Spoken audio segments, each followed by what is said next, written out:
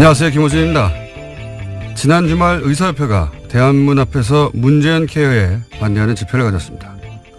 결국 병원 수입과 직결되는 의료 수가 문제죠. 민항기 조종사들이 파업을 하면 귀족 파업이라는 비판 여론이 있습니다. 하지만 노동에 적합한 대가를 요구할 권리는 누구에게나 있는 거죠. 생존권이 중요하지 않은 직종은 없습니다. 의사협회가 하나의 이익단체로 자신들의 생존권을 위해 정부를 상대로 집단행동을 하는 것도 마찬가지입니다. 그들의 요구와 국민의료비 부담을 덜어주겠다는 정책적 목표 사이에 타협점을 찾아내는 건 정부의 숙제고 능력이죠. 제가 가진 불만은 그 비대위 구성입니다. 최대집 투쟁위원장은 박근혜 전 대통령 석방을 목표로 하는 태극기 혁명 국민운동본부 대표로 지난 10월 18일 대한문 집회 연설에서 촛불 시민을 종북, 좌익으로 매도했었죠. 또한 자유통일해방군의 현직 대표로 문재인 하야와 북한 폭격을 주장하고 있으며 의사협회 이름으로 배포한 소식지 만화 작가는 세월호 비하, 위안부 소녀상 비하로 문제가 된 작가였습니다. 집회에 참여한 의사들은 이 사실을 알고도 있나요? 모든 생존권 투쟁은 그 자체로 정치적이죠. 하지만 일베와 극우는 정상적인 정치의 범주에서 제외해야 하는 거 아닙니까? 김원준 생각이었습니다.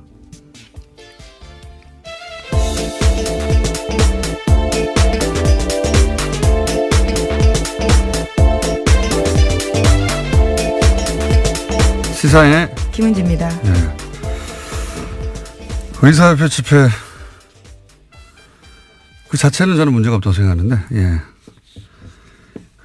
예를 들어서 그 만화 작가는 SNS를 이런 식으로 하던 작가예요. 서울에서 가장 맛있는 돼지고기집이라 단원한다.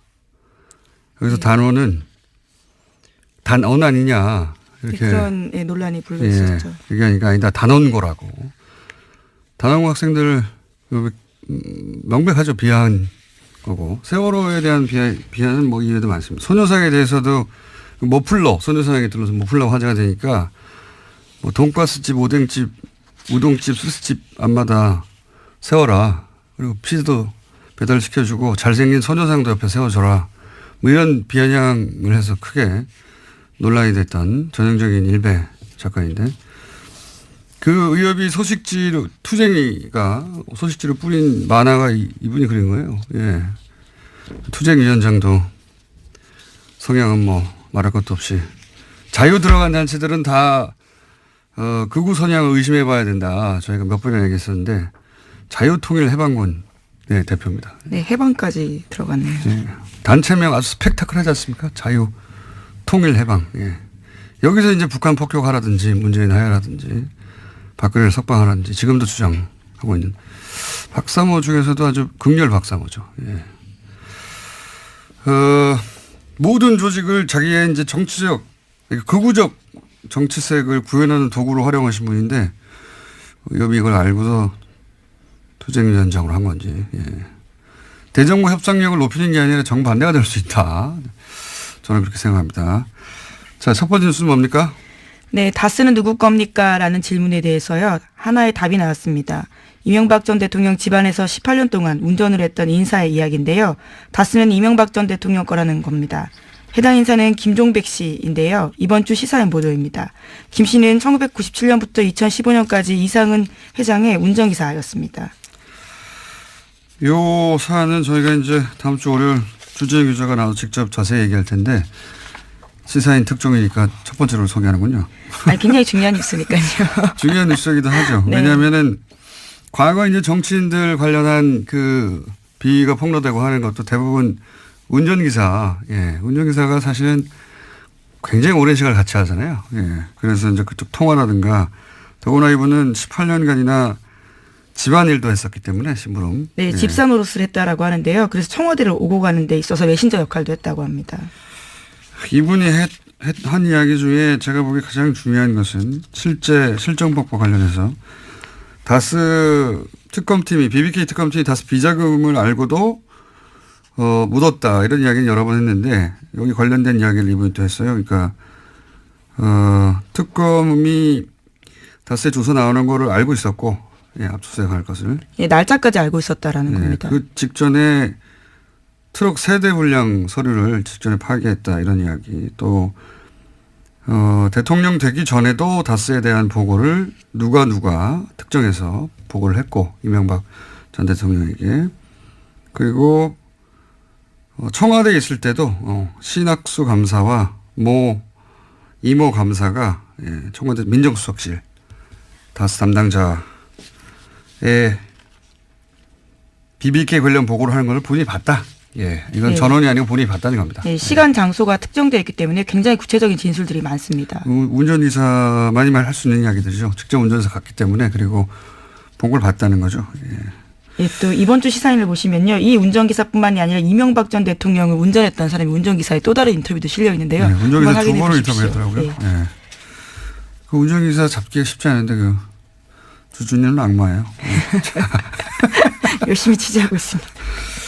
자, 그리고 JTBC도 지금 다스 관련해서는 뉴스공장하고 JTBC가 사실은 거의 예, 시사인이 또 같이 하고 있는데요. 네, 시사인 네. 띄워줄게요. 이렇게 빼놓으시길래 깜짝 놀랐습니다. 네, 시사인이 소스를 가져오죠. 예. 조지루 기자가. 자, 보도를 계속하고 있는데 어제 재밌는 보도 하나 나왔습니다. JTBC에서. 네, 또 다스와 관련된 소식들이 있는데요. 이명박 전 대통령의 선거에서 다스 직원들이 조직적으로 동원된 정황이 있다라는 겁니다. 1996년에 서울 종로 국회의원 선거, 2002년 서울시장 선거에서 다스 직원 십수명이 동원됐다라는 복수의 증언을 확보했다는 건데요. 선거에 동원된 직원들의 급여도 다스에서 나갔다라고 합니다. 다스 취재가 왜 다른 곳에서 잘 안 나오냐면 굉장히 어려워요. 왜냐하면 벌써 5년 전 특검을 받았고 그때 문제가 되는 건 다 털었단 말이죠. 다 털었는지는 하지만 대다수가 털렸고. 그러다 보니까 이 BBK 사건에 이런 건 10몇 년 전이고 5년 전에 이미 한번 특검을 받았던 곳이고 그리고 그때 대통령이 직접 커버를 했고 그러다 보니까 증거인멸이 굉장히 꼼꼼하게 잘 됐어요. 예를 들어 주진희 기자처럼 거의 10년 가까이 이 사안을 파고 있었다든가 그렇지 않으면은 새로운 사실 밝혀내기가 쉽지 않은 사안이다. 근데 이 JTBC가 어제 얘기한 그 선거 때 다스 직원이 동원됐다. 다스의 주인도 아닌데 게다가 그 급여는 다스에서 나갔다. 네, 돈도 줬다라는 거죠. 네, 이게 이제 실정법만 따지면 선거법 위반이지만 이제 공소시효는 그건 다 됐고 중요한 건 그 실정법 위반 부분이 아니라 선거법 위반 부분이 아니라 이랬다는 얘기는 이제 다스 실소유주를 또 한 번 드러내는 정황인 거죠. 실소유주가 되면 도곡동 땅의 주인이 되기도 하고 그리고 BBK 주인이 되기도 하고 동시에 그렇다면 옵셔널 벤처스의 주가 조작에 최소한 공범이 되는 건데 그 실소유주가 이건 공소시효가 나왔어요. 그리고 이제 120억 비자금 관련해서도 공소시효가 2월 말까지 남아있고. 네, 얼마 안 남았습니다. 요 사안들은 급여가 다스에서 나갔다 이 자체가 중요한 게 아니라 이런 공소시효가 남아있는 범죄의 정황 증거가 될 수 있는 증인들이 될 수 있는 사안들인 거죠. 그리고 이제 더 재미있는 뉴스는 자서전 얘기도 나왔어요. JTBC에서. 네, 그렇죠. 좀 깨알 같은 뉴스인데요. 이명박 전 대통령의 자서전인 신화는 없다라고 있습니다.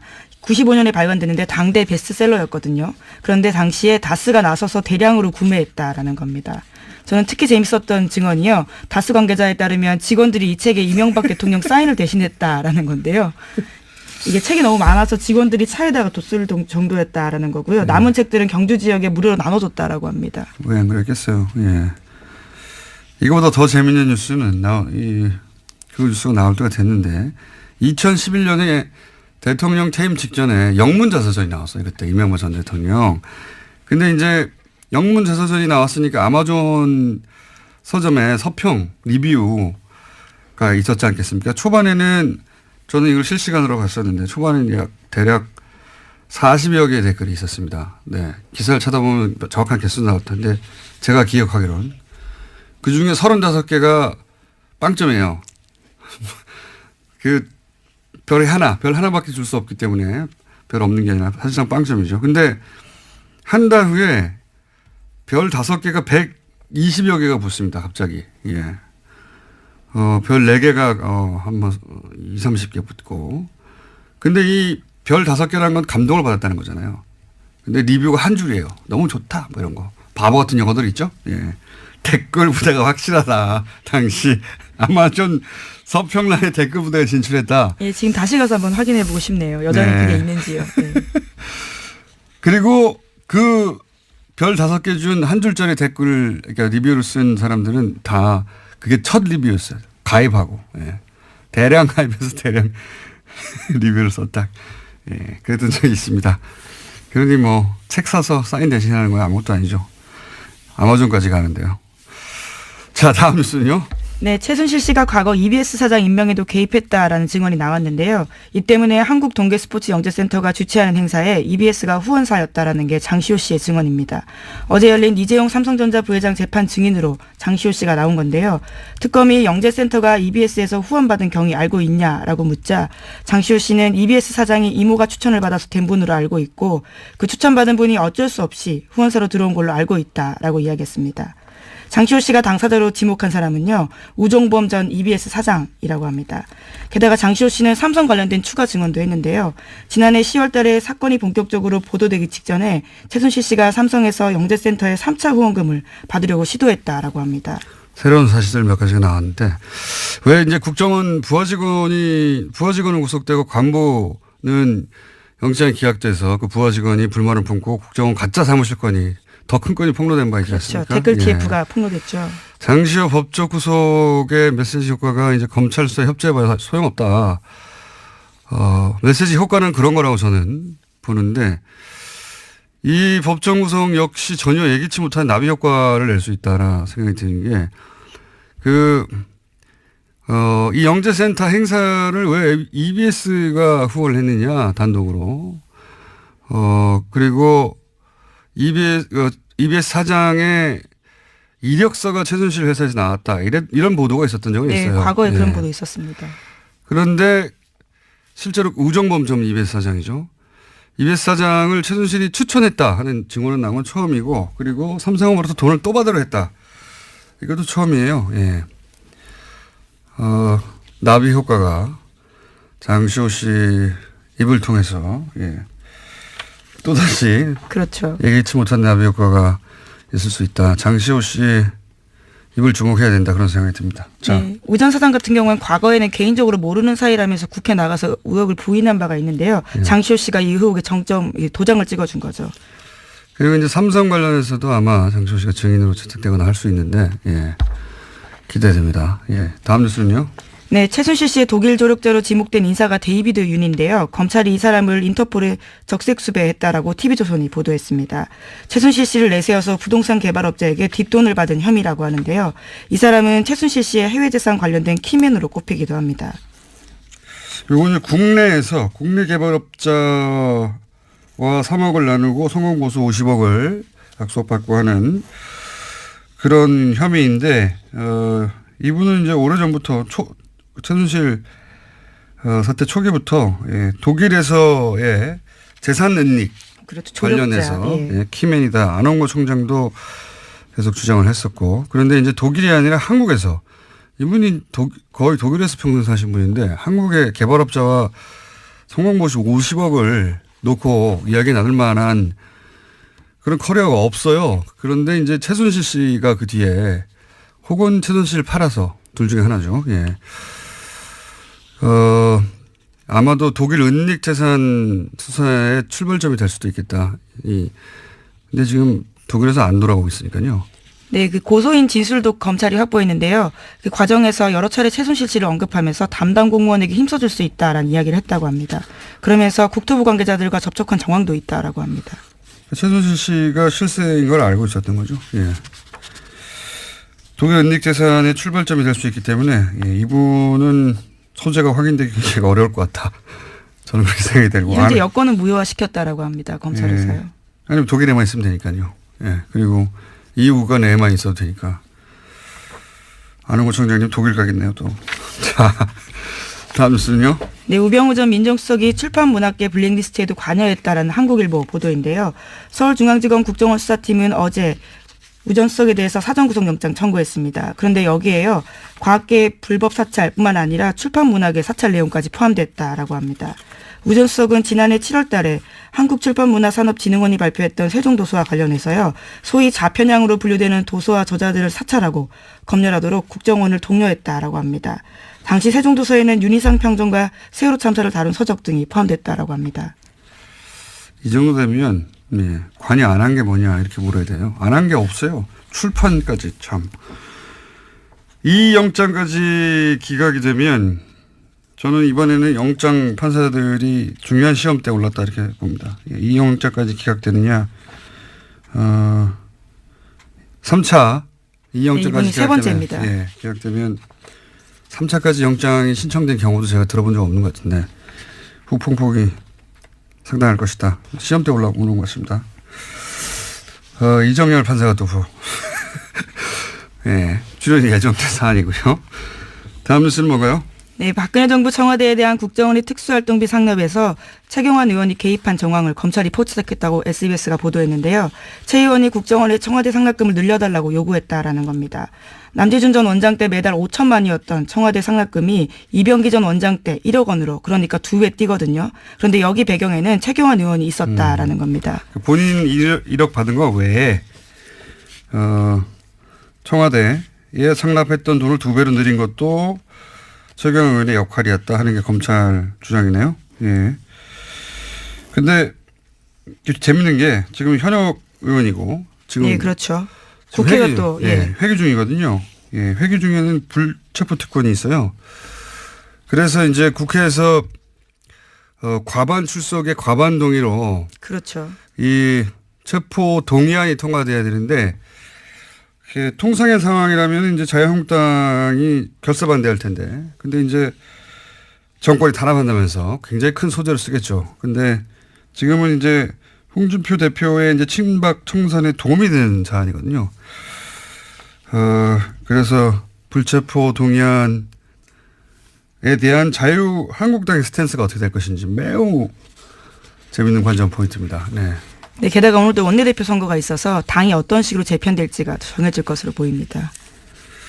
자, 약 2분 정도 저희가 브리핑 시간이 남았습니다. 다음 뉴스는 짧게 하죠.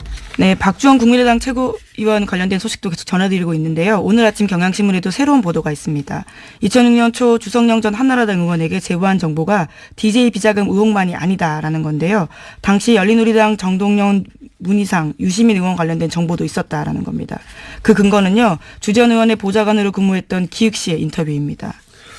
그러니까요. 이게 이제 주 전 의원뿐만 아니라 주 전 의원도 박주원 위원회, 국민의당 최고위원회 주장을 반박했고 박주원 의원의 주장대로 하면 사실은 주 전 의원은 박주원 의원 편을 들었어야 되는데 반박을 했고 이번에는 그 보좌관도 나와서 주 전 의원의 주장을 뒷받침하고 있으니까 박주원 위원은 이제 본인이 녹취록이 있다는 거잖아요. 네, 어제 JTBC 나와서 그런 주장을 했는데요. 네. 수요일 내로 풀겠다라고 했습니다. 바로 풀어도 되실 텐데. 불리한 상황이고, 예.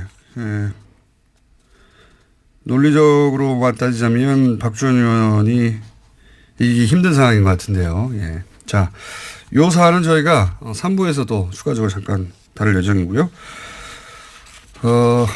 제목 정도 얘기하면 끝날 것 같습니다. 하나 정도 더. 아, 그런가요? 그럼 트럼프 소식과 뉴스공장 소식이 있는데요. 뉴스공장 소식을 좀 먼저 전해드리겠습니다. 뉴스공장 소식이요? 네, 뉴스공장이 또 하나의 기록을 세웠다라고 하는데요. 지난 주말에 팟캐스트 누적 다운로드 수 10억 건을 돌파했다라고 합니다. 아, 1년 좀 넘는 기간 동안요? 예. 두 자릿수에 이어서요. 이번엔 10억 다운로드 돌파했다라고 합니다. 저기 뭐랄까요? TBS 사장님 하청 브리핑 같은데요? 네. 아니, 뭐 굉장히 뉴스 가치가 있다고 생각해서요. 10억 돌파. 예. 그러면 기념으로 저희가 선물을 받겠습니다. 네? 누구한테요? 보통은 이런 행사를 이제 청취자 여러분들을 향한 선물을 주는데, 저희는 이제 얼마나 좋냐 이런 방송이 있어져서 선물을 받기로 하겠습니다. 고개 선물이 들어올 것 같은 느낌이 드는데요. 자, 트럼프 소식은 뭡니까? 예, 성폭력 피해 고발 운동이 미투와 관련된 소식은 전해드린 바가 있는데요. 이와 관련해서 트럼프 대통령도 미투에 고발을 당했다라는 겁니다.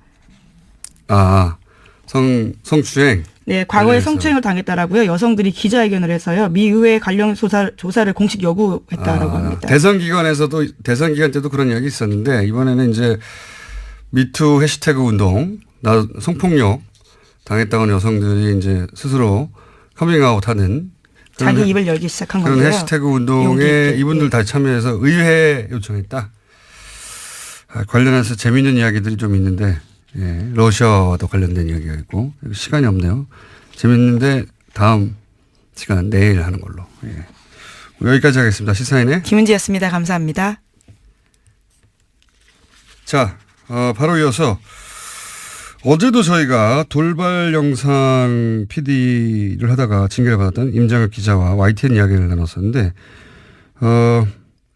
일반 기자의 입장을 들어봤고 오늘은 노조 관련 얘기가 어제도 많이 나와서 예.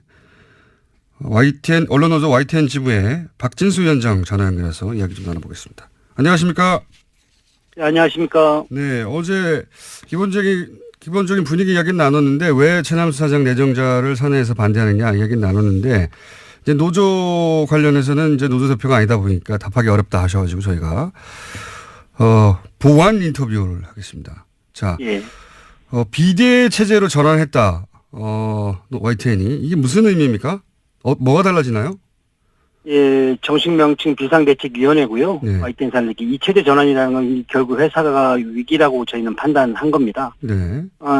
지난 부적격자인 최남수 사장 내정을 막고 사내 적대 세력들의 퇴진 역시는 더 이상 방법이 없다. 따라서 이를 위해서 구성원들과 함께 요구하고 주장하고 같이 힘을 모으겠다.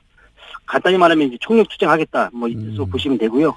이것이 YTN 바로 세우기를 위해서 불가피한 선택이라는 것이 저희들의 판단이고 구성원들의 요구입니다. 게다가 뭐 MBC에서는 이제 그 사장이 선임됐고 KBS도 이제 예, 이사 한 분이 아마도 해임이 될 것 같으니까 예.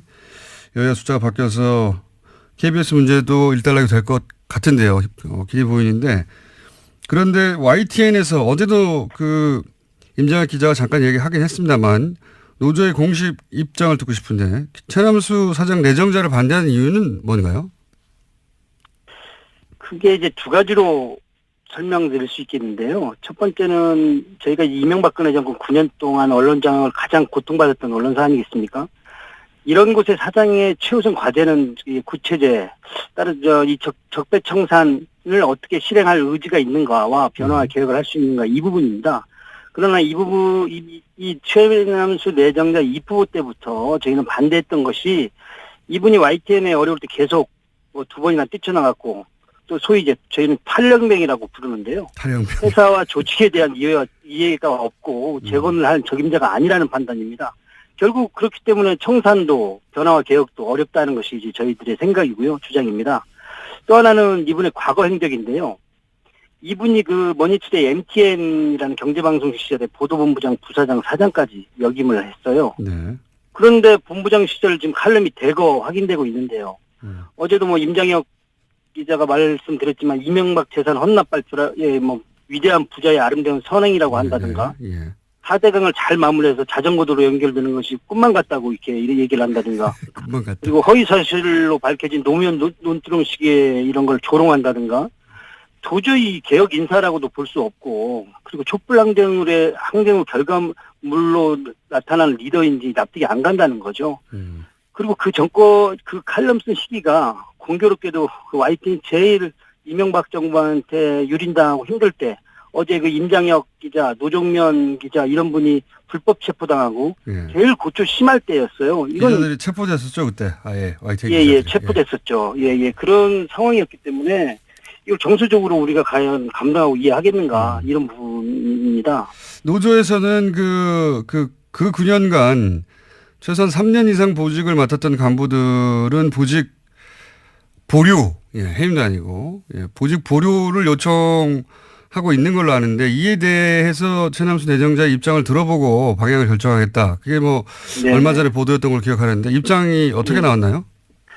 참 어렵게 협상은 했는데요. 예. 최남수 씨하고 제가 지금 지난 만 8년이죠. YTN 보도 공정성이 훼손됐고 노사관계가 심각하게 문제가 있다는 것은 서로 동의를 했어요. 예. 그런데 여기에 책임있던 인사들에 대해서 이 체제에서 주요 실국장을 맡거나 보직을 누렸던 간부들, 그것도 3년 이상에 누렸던 간부들에게 재건 YTN 바로 세우기 위원회라든가 말은 여러 가지가 있는데요. 가칭인데 설립하는 기구에서 결정이 나올 때까지 보직을 잠정 보류해달라는 거였습니다. 그러니까 간부들도 노조도 아닌 제3의 기구를 두고 거기서 결론이 날 때까지 기다려달라. 예. 예. 그랬는데 네, 또 거부한 거죠. 도저히 할 수가 없다. 그리고 이제 최람수 내정자의 입장 같은 경우는 결국 일부 조력자를 비호하는 느낌을 받고 본인은 양심상 안 된다고 하는데 결국에 그러면 적폐청산을 실행에 대한 의지가 있는가. 그리고 구체제 인사들과 손을 잡고 가겠다는 의사가 아닌가 이렇게 저는 판단하고 있습니다. 어제도 잠깐 제가 여쭤봤었는데 YTN은 보도 전문 채널이기 때문에 보도국장 자리가 굉장히 중요해서 중요합니다. 예, 여기서 상징적인 노정면 기자가 보도국장 자리를 제안받았는데 거절했어요. 이것도 연결된 이야기입니까? 구체적으로 보도국장이 자리를 잡으면 이제 저희는 YTN의 이제 뉴스가 어떻게 만들어지는지 모르니까 네네. 보도국장 자리로 그게 가능하지 않겠나라고 생각하기 일반의 생각인데 그렇지만은 않은가 보죠? 밖에서 보면 그럴 수도 있을 것 같은데요. 예. 제가 우리 김어준 총수께 역으로 질문 하나 드리면요. 예. 김어준 총수가 프로그램 진행하는데 예를 들어 이명박 씨가 사장이면 그게 가능합니까? 프로그램에 못 오죠, 제가. 예, 그렇다는 거죠. 결국에 이 보도국 정상화와 YTN 정상화는 별개의 일 수 없다는 얘기입니다. 보도국 독립적으로 운영을 하는데 사람은 내가 알아서 할 테니 당신은 운영만 하라고 한다든가 조직을 개편하는데 사장이 사사건건 난 못하겠다라고 한다든가 그럼 이거는 결과론적으로 개혁적 인사를 난 중용했어라는 액면밖에는 전혀 보이는 게 없죠. 개혁은 이루어질 수도 없고요. 한 사람이 가서 보도국 전체를 바꿀 수가 없다. 그럼요. 예, 톱니바퀴가 이루어져야 된다고 저희는 보고 있는 것이죠. 그런데 중간 간부들이나 3년 이상 보직을 맡은 간부들에서는 그대로 보직을 두려고 하기 때문에 그 의지가 의심스럽고 이렇게. 네, 맞습니다. 그래서 이제 기자 한 명 거기 상징적으로 꽂는 것으로 대충 타협하고 넘어갈 일이 아니다. 이런 이야기네요. 예, 맞습니다.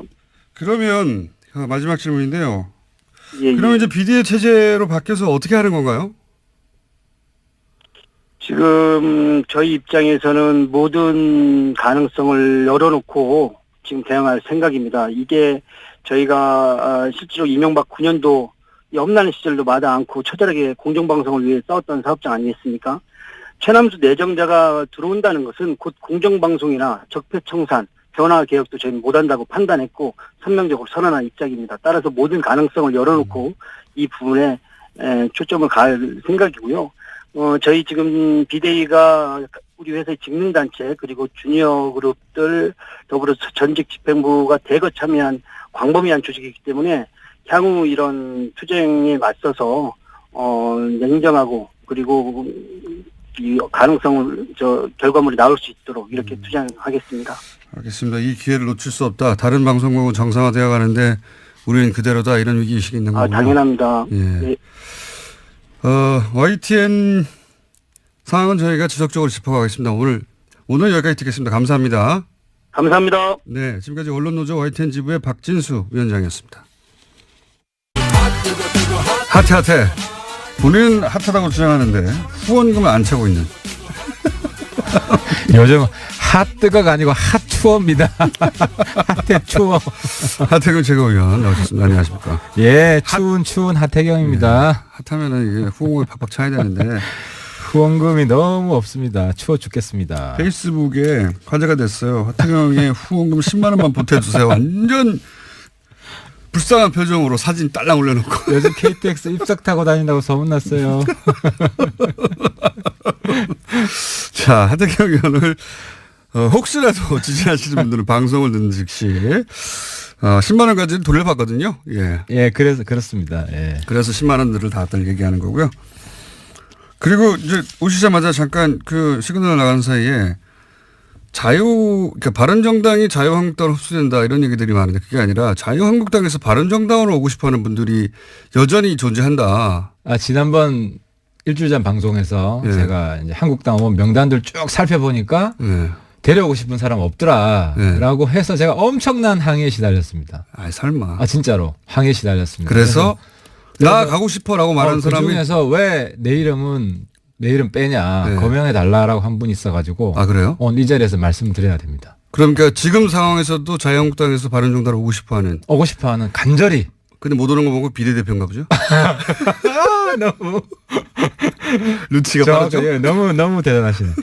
비례고요. 네. 뭐 익히 아는 분들도 있을 텐데 좀 잊혀졌어요 최근에. 예, 예. 김연아 의원. 네. 김연아 의원께서 왜 보고 내 싶어요. 이름을 빼냐. 그래서 앞으로 우리 의총에도 참석하고 싶다. 연락해달라. 의총에 자유한국당 소속이지만 아, 바른정당 그렇습니다. 의총. 예. 바른정당 의총이야 뭐 길거리에서 이렇게 복도에서 만나면 의총 된다면서요.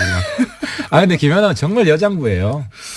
알겠습니다. 얼마나 그 등살에 시달리는. 어느 날 한번 같이 게스트 바이 게스트로 해가지고 같이 한번 모시고 아 나오시죠. 좋죠. 예. 예. 김연아 굉장히 코너 좋아했습니다. 안에서 내가 미니 코너를 하겠다고 해서 모시고 나와도 좋습니다. 자, 어쨌든 후원금 없다는 얘기 했고요. 돈 없다!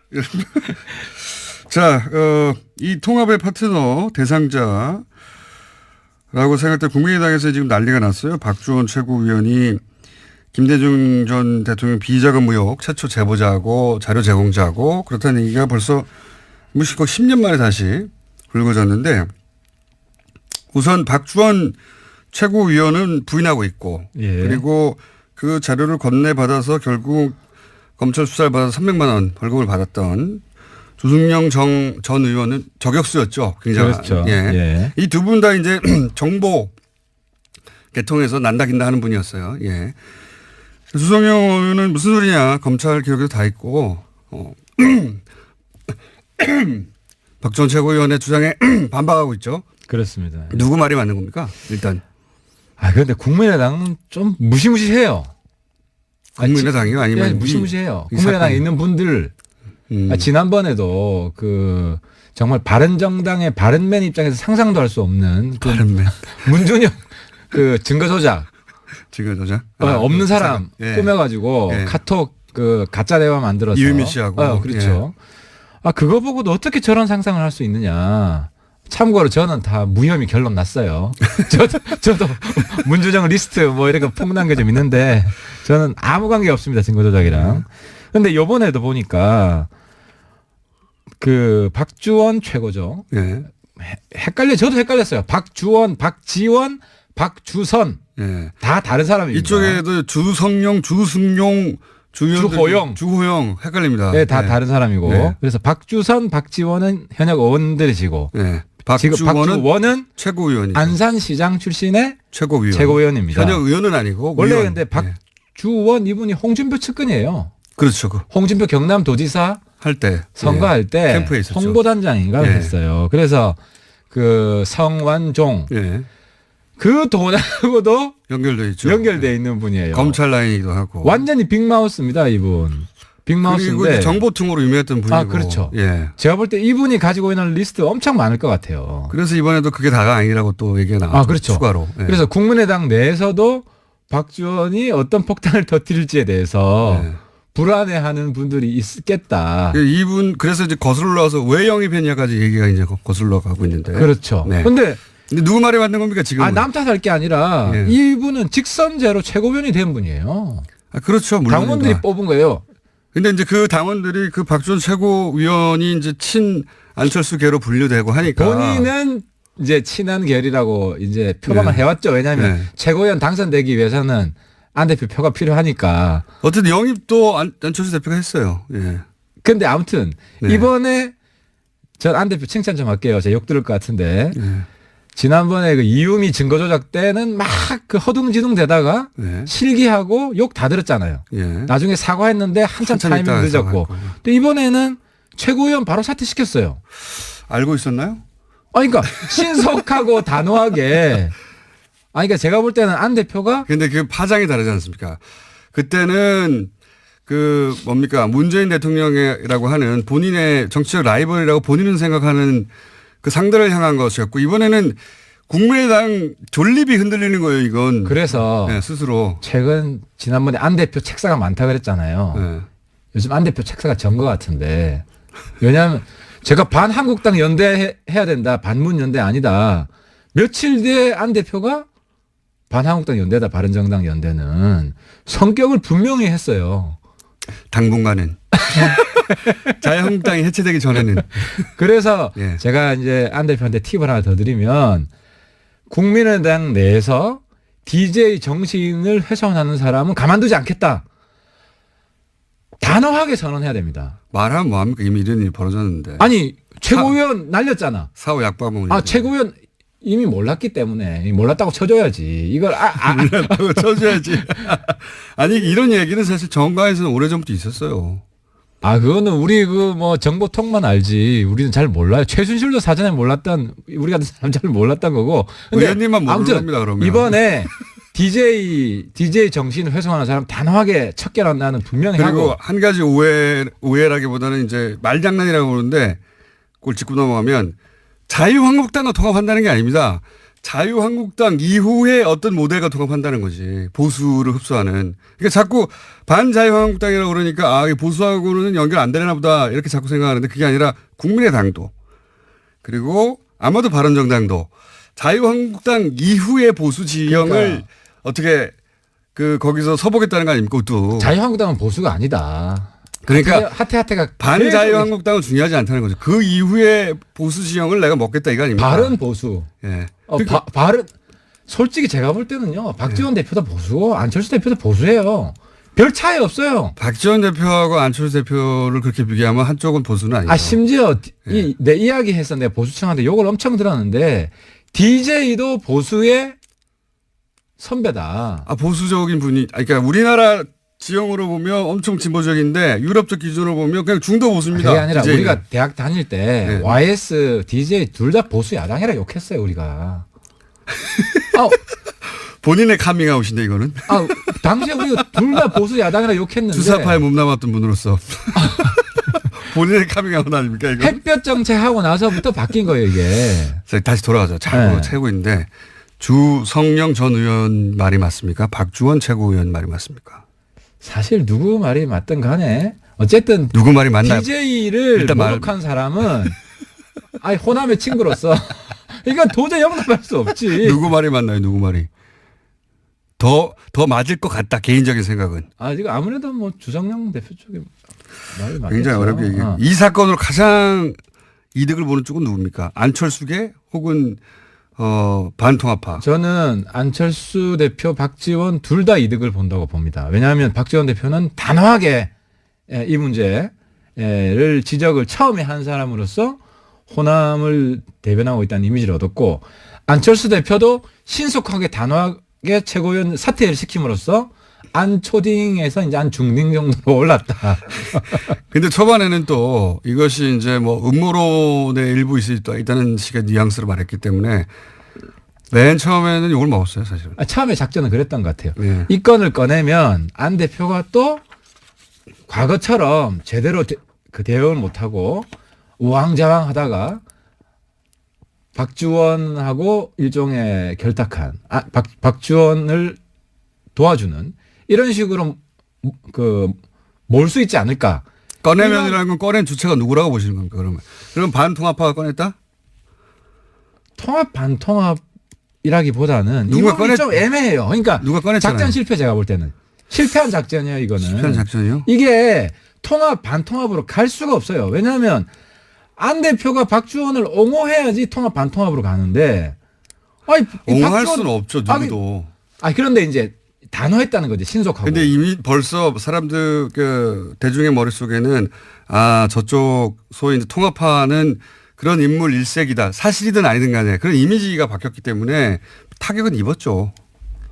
그러니까 일색일수가 없는 게 물론 다 일색은 아닌데 그렇게 뭐라고 싶은 마음은 내가 알겠으나 그런 이미지가 굉장히 큰 사건이니까. 그러니까 반 DJ 이미지를 자꾸 심으려고 하겠죠. 그게 누가 꺼냈을까요? 그러면 꺼냈다면 표현을 쓰셨길래. 그러니까 이제 추리소설 너무 많이 읽으면 안 된다니까 내가 지금 들으신 게 아무것도 없어요? 혹시? 들은 거 없고. 박지원 대표가 직접 나오셔야 되나? 정치인은 역사소설을 읽어야 되고 뉴스 공장장은 추리소설을 많이 읽는 게 도움이 될 것 같아요. 그래서 정치권에 들어오면 안 돼. 그럴 생각도 없긴 합니다만 역사를 읽어보면 추리소설 읽어보다 더 음모가 많아요. 아, 그건 확인된 음모고. 여하간 양쪽 다 그러니까 이게 누가 풀었을까 꺼냈을까 양쪽 근데 다 이용주 의원이한테 불똥이 튀었죠. 이용주 의원은 저희가 3부에 모십니다. 그래서 아, 그런데 이용주 의원하고 박지원 최고랑 가까운 것 같아요. 그래서 저는 지난번에 의심한 게 이용주 의원이 홍준표 비자금 관련한 녹취록이 있다. 예. 그 소스를 저는 박지원으로 의심을 했었어요. 그때 말씀 안 하셨어요. 의심을, 우리는 추리소설을 못 쓰니까. 근데 이번에 이용주 의원하고 가깝다는 게 드러났기 때문에 아무튼 여기가 판도라 상자다. 뭐가 튀어나올지 모른다. 어쨌든 누군가 꺼내 들었는데 그것이 친한인지 반한인지 모르겠다는 말씀이잖아요. 왜냐하면 둘 다 그런데 가능해요. 이번에 박지원 최고는 어쨌든 자기가 통합파라고 스스로 주장하고 있기 때문에 그렇죠. 반통합파에 대한 공격을 하겠죠. 근데 이제 이게 반통합파가 통합하지 말라고 꺼낸 카드라고 해석하는 게 일반적인데 한편으로는 야 이걸로 갈라 쓰자 아예. 이거 빵 던질 테니까. 갈라설 명분이 안 되지. 이 진흙탕 싸움을 가지고 갈라선다면은 이상한 집단이 되죠. 갈라설 명분 이걸로 직접 갈라서지는 않겠지만 이게 이제 동력을 제공할 수는 있습니다. 제가 보기에. 근데 이제 문제는 뭐냐면 바른정당하고 통합하기 전에 터져준 게 너무 감사하다. 왜냐면 통합하고 난 뒤에 터졌으면 통합하기 너무 어려운 게 이게 터졌을 수도 있어요. 아니, 통합하고 나서 터졌으면은 이 감당이 안 돼요, 이게. 통합하고 나면 안 터졌죠. 달걀은 누구한테 유리한 겁니까? 박지원 대표에게 유리한 겁니까? 박지원 대표에게 유리한 거죠. 박지원 대표가 확실히 이 정치 구단이에요. 그럼요. 대신 맞아줬다 내가. 달걀을 만든 순간 밝게 웃잖아요. 어머 땡큐. 안철수 대표가 굉장히 아쉬웠을 것 같아요. 내가 맞았어야 됐는데. 안철수 대표가 달걀을 안 맞은 게 얼마나 다행이냐고 박지원 대표 머릿속에 획 돌아갔을 거예요. 어머 땡큐. 정말 저는 많이 배웁니다. 그래서 많이 배우십니까? 80 넘어도 정치하는 분 있어야 됩니다. 우리 정치를 굉장히 풍부하게 해주시고. 감각 페이스북 쓰시는 거 보세요. 20대요? 20대 감각. 정치 연령은 20대예요. 예. 선거나 제가 이제 이분하고 얘기를 해보면 그 선거할 때 진짜 피곤하잖아요. 선거할 때. 예, 선거 유세나 이럴 때 선거 그렇죠. 때 진짜 피곤하거든요. 후보들은 제정신이 아니에요. 이분은 선거만 하면 너무 즐겁다는 힘이 나고 에너지가 넘쳐 피부가 좋아지고 막. 그러니까 정치를 즐기는 분이세요. 그런 분입니다. 네, 정치를 즐깁니다. 그런 분인데 혹시 이 국면, 이 박지원 국면이 재신임까지 갈 거라고 보십니까? 어떻게 결론 날 거라고 보세요? 이 정도로 적당하게 무마된다? 이거를 재신임까지 몰고 가면 안 대표가 유리합니다. 왜냐하면 명분이 약한 거를 과도하게 밀어붙이면 역풍이 불 수밖에 없고. 명분이 약하진 않아요. 호남에서는. 그러니까 박지원을 옹호했으면 당연히 재신임으로 가는데. 이런 정도의 여토록이야. 정치인이면 다 하죠. 그럼 잘했다고 합니까? 못했다고 하죠. 자, 하나 더 해야 되겠습니다. 오늘 시간이 짧고 늦게 오셨거든요. 네. 왜냐하면은 KTX 제일 싼 시간대로 오시느라고. 첫 시간. 후원금이 떨어져가지고. 네. 그래가지고 한 10분 늦으셨어요. 자, 자유한국당 원내대표 한성교, 김성태, 홍문종 새 후보로 압축됐는데 우선 전망 그리고 희망 둘 다 얘기해 주세요. 한마디만 하면. 누가 될 것 같다 하고 누가 됐으면 좋겠다. 이 시사점은 결론은 홍준표 수령놀이 끝났다. 끝났다? 홍준표 포갑시대 끝났다. 끝났으면 좋겠다예요? 아니 끝났어요. 왜 끝났냐면은 친홍으로 분류되는 김성태 후보가 나는 친홍이 아니다. 그러니까 지금 친홍이라고 해봐야 득표에 전혀 도움이 안 된다. 라고 생각해서. 새 후보 중에 친홍 후보 아무도 없어요. 자칭. 하지만 뒤쪽으로 손잡고 있는 건 맞잖아요. 그러니까 언제든 칠 수 있는 관계다. 그러니까 뒤로만 손잡고 앞으로는 손 못 잡는 거죠. 그럼 어쨌든 그럼 전망 세 분 중에 한 사람 아마도 이게 결선 투표까지 갈 것 같은데 제가 볼 때는 결선 투표에서 어떻게 결론납니까? 김성태 후보가 홍 대표를 하태하태처럼 때리면 된다. 아니 그럴 리는 없으니까. 자, 전망 누가 됩니까? 반쯤 때렸어. 누가 됩니까? 제가 된다고 하는 사람이 떨어질 것 같아가지고. 상관없잖아요. 제가 확실한 거는 한성교 이주영 팀 혹은 김성태 팀이 되는데. 그건 누구나 할 수 있는 근데 얘기고요. 김성태 팀이 잘못 러닝메이트를 골랐어요. 러닝메이트가 누가 됐으면 좋겠다. 한성교, 홍문종. 저는 사실 둘 중에 누가 돼도 저랑 다 우호적인 관계여서 반홍연대가 아무런 강화되고. 예언도 없이 하태경 의원이었습니다. 감사합니다. 예, 히읗이 됩니다. 김대중 전 대통령 비자금 제보 당사자 의혹을 받는 박주원 국민의당 최고위원이 이 폭로의 배후로 이용주 의원을, 같은 당 이용주 의원을 지목했습니다. 그래서 당사자 입장 좀 들어보겠습니다. 국민의당 이용주 의원 연결되어 있습니다. 안녕하세요. 오랜만입니다, 의원님. 예, 안녕하십니까. 공장장님 이용주 의원입니다. 네, 오늘 스튜디오에 직접 모시려고 했는데 일부러 안 나오신 거죠? 아닙니다. 저도 공장장님 얼굴 다시 한번 또 뵙고 싶습니다. 조만간 다시 나가도록 하겠습니다. 조만간 스튜디오에 나와서 그동안 못한 이야기 좀 나누시고, 오늘은 이 주제를 한정해서 박주원 최고위원이 의원님을 지목을 했어요. 이번 폭로 배우다. 뭐 직접적으로 배우라는 표현을 쓰지 않았지만 애들러서 사실상 배우로 지목했는데 이 배우 지목에 대해서 어떻게 반론하시겠습니까? 간단히 말씀드리면은 번지수를 잘못 짚었다라고 말씀드리겠습니다. 이 지금 김대중 전 대통령 비자금 의혹 관련 보도가 지난주 금요일 날 새벽에 경향신문 단독 보도 기사로 났지 않습니까? 네. 이게는 음모론의 근거로 저를 지목했다는 것은 경향신문 보도에 제가 관련이 되어 있다, 뭐 그런 취지 정도로 주장이 되는데, 네. 저는 그 보도 내용과 전혀 무관하고 관련 기자들하고도 통화도 해본 적도 없습니다. 저뿐만 아니라 호남 중진들도 하라 보니까 경향신문 보도 과정에 전혀 관련이 없다는 내용을 들었습니다. 예, 그렇다고 한다면은 음모론의 배우로서 저를 지목하는 것은 사실과 다를 뿐만 아니라 근거도 없다, 이렇게 말씀드리겠습니다. 그 근거 중에 하나로 당시 판결물 주승용 또 이름도 헷갈리네요. 방금 전에 얘기했었는데 주 전 의원 판결문을 의원님이 요청했다. 이런 얘기가 있거든요. 이 판결문을 요청하신 게 이제 이 선우가 중요한데, 금요일 날 단독 보도 이후에 요청을 하신 건가요? 그건 뭐 객관적으로 확인이 되고요. 그전에 뭐 제가 이걸 뭐 요청할 리도 없고, 금요일 날 오전에 이미 언론에서 대대적으로 문제가 제기돼 있었고, 네. 거기에 대해서 박주원 최고위원께서 나름대로 자료를 준 거는 맞는데 김대중 대통령 자료다라고 준 건 아니다, 이렇게 해명을 했지 않습니까? 네. 그래서 그 내용 중에 보면은 주성용 전 의원의 명예훼손 사건에 대한 판결이 있다는 것이 언급이 되어 있습니다. 네네. 법사위 간사이기도 하고 오후에 요청이 예정되어 있어서 어떤 내용인지 확인하기 위해 공식적인 절차를 밟아서 법무부에 주성용 전 의원의 명예훼손 판결문 좀 자료 제출해달라고 해서 받았습니다. 그렇게 그런 보도가 있은 이후에 오후에 의원총회가 있으니까 법사위 간사시니까 그 판결문을 공식적으로 요청해서 받은 것 뿐이지 그 자료를 미리 받아서 흔들었던 게 아니다, 이 말씀이시네요. 예. 그 판결문에는 어떻게 나와 있습니까? 이 관련해서.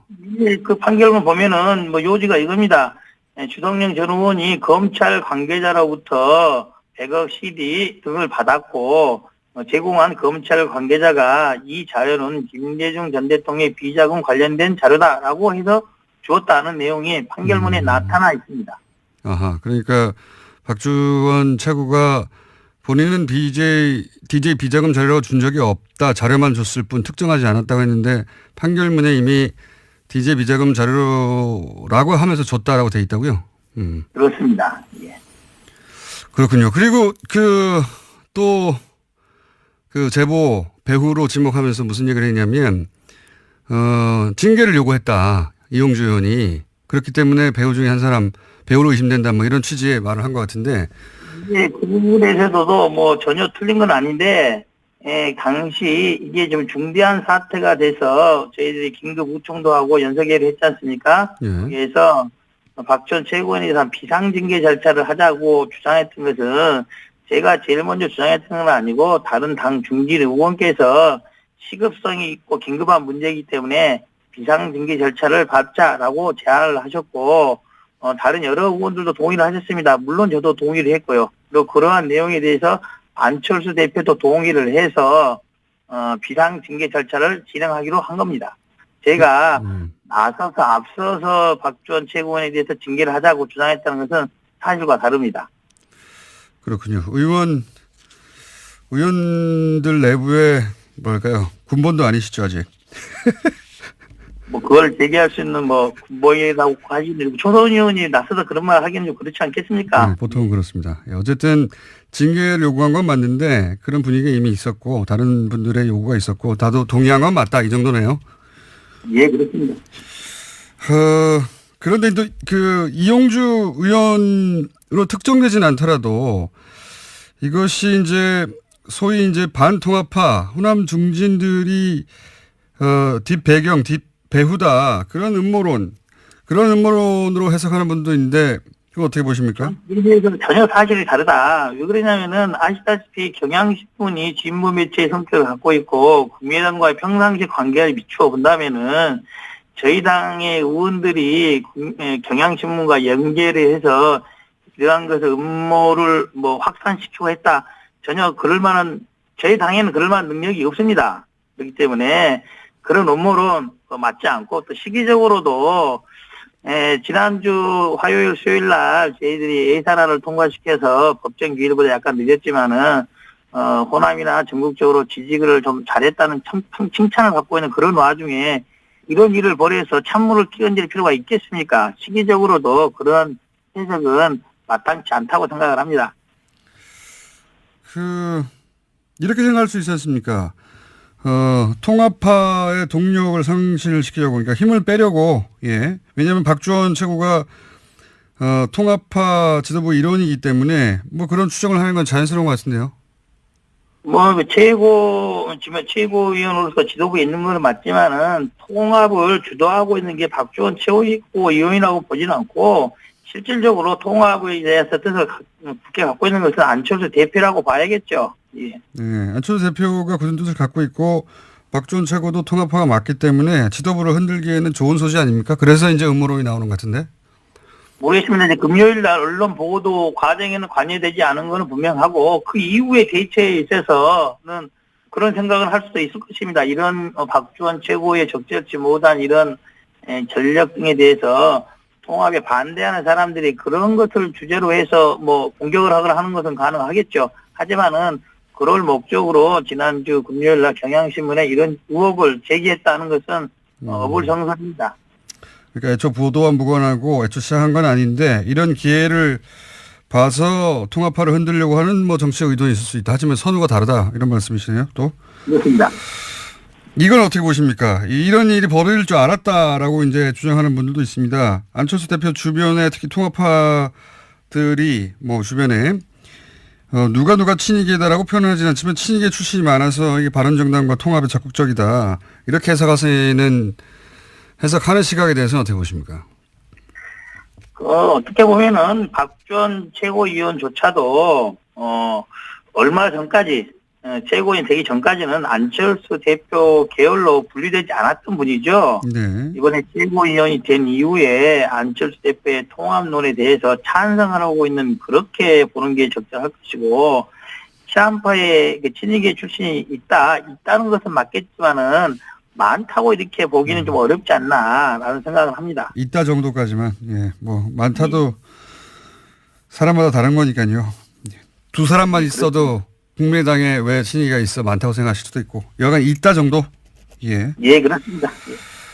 자, 여기까지 얘기했으니까 한 가지 주제를 또 연결된 김에 묻지 않을 수가 없는데 홍준표 대표 녹취록 얘기도 박주원 최고위원이 꺼냈기 때문에 이제 이용주 의원이 폭로의 배우다 얘기하면서 성완종 리스트 관련해서 홍준표 대표의 녹취록도 갖고 있다고 하지 않았냐. 역시 그런 것에 능하다 이런 의미로 이걸 거론한 것 같은데 박주원 최고가. 맞습니다. 그 말도 성완종 리스트 관련해서도 이제 언급을 굳이 하자면 이런 거죠. 그것을 제가 말한 게 아니라 서청원 의원이 먼저 이야기를 하지 않았겠습니까? 당사자고 서청원 의원이고 홍준표 의원인 것이죠. 저는 당시 법사에서도 국감에 진행 중이어서 당시 홍준표 현재 대표죠. 대표의 뇌물 사건에서 뭐 1심 유죄, 2심 무죄가 나서 대법원에 가 있는 그런 상태이기 때문에 서청원 대표의 그런 주장이라든지 그런 것에 대해서 공소유지 차원에서 잘 한번 살펴봐라. 그런 문제를 제기했던 거죠. 이 문제하고는 전혀 관계가 없는 겁니다. 이 문제하고는 관련이 없는데 이제 아마 그렇게 그런 자료들을 많이 갖고 있는 사람으로 배후에서 역시 이런 자료도 폭로한 거 아니겠느냐 이런 취지로 얘기한 것 같은데 그 박 전 최고의 주장이 중요한 게 아니고 제가 이제 궁금한 것은 당시에 왜 이제 녹취록 관련 말씀을 하셨는데 그 홍준표 녹취록 문제가 서창원 의원회에서 불거졌을 때 말은 제가 국감에서 녹취록이라고 언급한 사실은 없습니다. 정확하게는 뭐라고 말씀하셨죠 그때? 정확한 워딩은 이렇게 됩니다. 당시에 어떤 이야기가 오고 갔는지를 알 수 있는 객관적인 자료를 당내 인사가 갖고 있다. 이렇게 이야기를 했습니다. 객관적인 증거. 근데 이제 그 내용 녹취록이라고 언급한 사실은 없습니다. 녹취록이라고 이건 기자들이 이제 녹취록이라고 받아 적은 겁니까? 말한 보도를 한 겁니까? 뭐 그렇다고 봐야겠죠. 그러면 직접 듣거나 의원이 언급을 했으니까요. 예. 그 내용을 직접 듣거나 정리된 자료를 직접 읽으신 적은 없고요? 또는 뭐 당내에서 당내 인사가 그런 자료를 갖고 있다는 이 정도로 언급을 해두겠습니다. 어쨌든 듣거나 읽거나 하신 적이 있긴 있는 거군요, 그러면. 뭐 제가 추가적으로 나중에 그게 언급할 때가 또 오지 않겠습니까? 홍준표 대표께서 기억의 착오라는 언어들을 만들어서 하신 거 보면은 조만간 언젠가는 밝혀지겠죠. 네. 그러면 저는 듣거나 읽은 것으로 간주하겠습니다. 그리고 혹시 요거 관련해서 언제쯤 듣거나 혹은 읽거나 들은 이야기를 하실지는 모르시고요. 뭐 재판이 진행 중 아니겠습니까? 재판이 진행 중이고 현재 홍준표 대표와 서청원 의원 간에 그 회전이 아직 끝나지 않았지 않습니까? 두 분이 조금 있으면은 결판이 나지 않겠습니까? 시점의 문제다. 예. 알겠습니다. 시점이 되면 본인이 할 역할이 있을 수도 있다라고 지금 말씀하시는 거죠? 뭐 그렇다고 봅니다. 아, 그러시군요. 마지막 한 가지만 더 여쭤보겠습니다. 그 합의 이혼설도 거론되고 결별은 기정사실 아니냐 이런 얘기도 있고 이 바른정당과의 통합 관련해서 호남 민심은 어떻습니까? 지역을 다니면서 본인이 피부로 파악하시기로는? 근데 바른정당과의 통합 문제에 대해서는 호남에서 찬반이 나뉘고 있는 것은 사실입니다. 네. 특히 바른정당과의 정책연대 그리고 선거연대로서 충분하다는 그런 의견이 당대당 통합까지 이뤄야 한다는 그런 의견보다는 더 많은 것으로 저는 보고 있습니다. 통합까지는 아니다. 예, 그렇죠. 바른정당이 뭐 잘못된 정당이라는 그런 취지라기보다는 바른정당은 바른정당의 정체성을 갖고 독자적으로 정당을 운영해서 다당대의 한 축을 이루는 게 더 타당한 게 아니냐. 국민의당으로서 외연 확장이 필요하지만은 그것은 꼭 바른정당과의 당대당 통합만을 통해서 달성할 수 있는 건 아니다. 고 저는 보고 있습니다. 알겠습니다. 오늘 여기까지 하고요. 저 합의 이혼설은 저희가 박지원 전 대표에게 묻기로 하고요. 다음 시간에는 스튜디오에 꼭 나와주시기 바랍니다. 예. 예, 감사합니다. 네, 지금까지 국민의당 이용주 의원이었습니다. 작년 11월 베트남 호치민 총영사관 인사에 최순실 씨가 개입했다는 현직 영사의 폭로 JTBC를 통해 보도됐죠. 기억하십니까?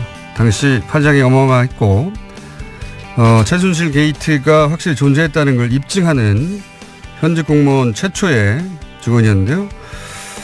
저희가 이분과 인터뷰하면서 향후 불이익을 당하면 다시 인터뷰하자고 했었습니다. 그런데 그 불이익을 당하고 있는 정황이 있어서 오늘 김재천 영사 직접 연결해 보겠습니다. 안녕하세요. 오랜만입니다, 영사님. 예, 오랜만입니다. 반갑습니다, 공당장님. 네, 예. 조만간 귀국하게 되신다는 얘기를, 명퇴를 하신다는 얘기를 저희가 전해 들어서 그 전에 현직에 계실 때 인터뷰를 하고 그리고 명퇴를 하시기 위해서 한국에 오시면 그때는 스튜디오에 직접 모시기로 긴 시간 네. 예정해 두고 예약해 두고 우선 왜 이런 일이 벌어진지 오늘 간략히 한번 짚어보려고 합니다. JTBC 인터뷰 이후에 어떤 일들이 있었나요? 좀 간략하게 정리해 주시면.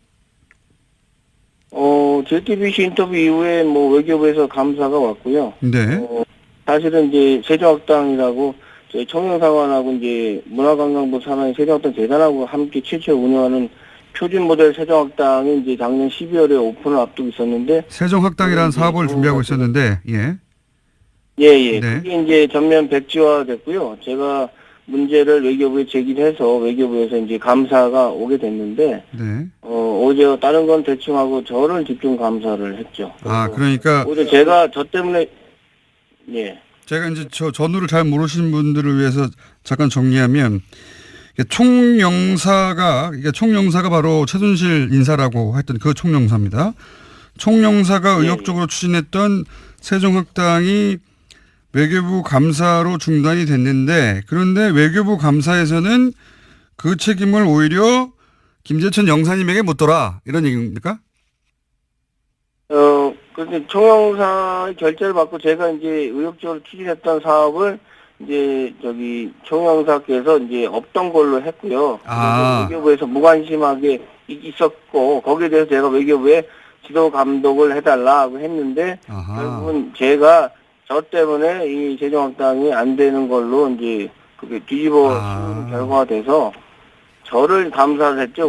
약간 이상하게 됐는데. 결론적으로는 그게 다 그냥 아무것도 아닌 그 음해였던 걸로 결정이 났죠. 아하. 그러니까 총영사가 결재는 했지만 지금 네. 영사님이 굉장히 중요하게 진행하던 사업이 있었는데, 세종학당이라는 그 세종학당이 뭔가는 합작, 예. 네네. 요 세종학당 사업이 인터뷰 이후에 갑자기 중단이 됐다. 그래서 네. 감사를 요청했는데 거꾸로 영사님 때문에 중단된 것으로 뒤집어 씌우더라, 이런 얘기군요. 예. 예, 감사를 당해야. 사실 제가 말씀하십시오. 세종학당 재단 측에 사실 미안한 마음이 있죠. 저를 믿고, 청원사관을 믿고, 1년 동안 준비했는데, 그것이 이제 안 되게 됐기 때문에 너무 예산적 낭비도 심하고, 상당히 1년 동안 필요하게 된 게 상당히 알겠습니다. 개인적으로 굉장히 가슴 아프게 생각합니다. 총영사에 대한 관리 감독을 요청해서 지난 12월에 외교부 감사가 들어왔는데 총영사를 감사를 한 게 아니라 영사님을 감사했다. 네. 예, 그런 얘기군요. 예.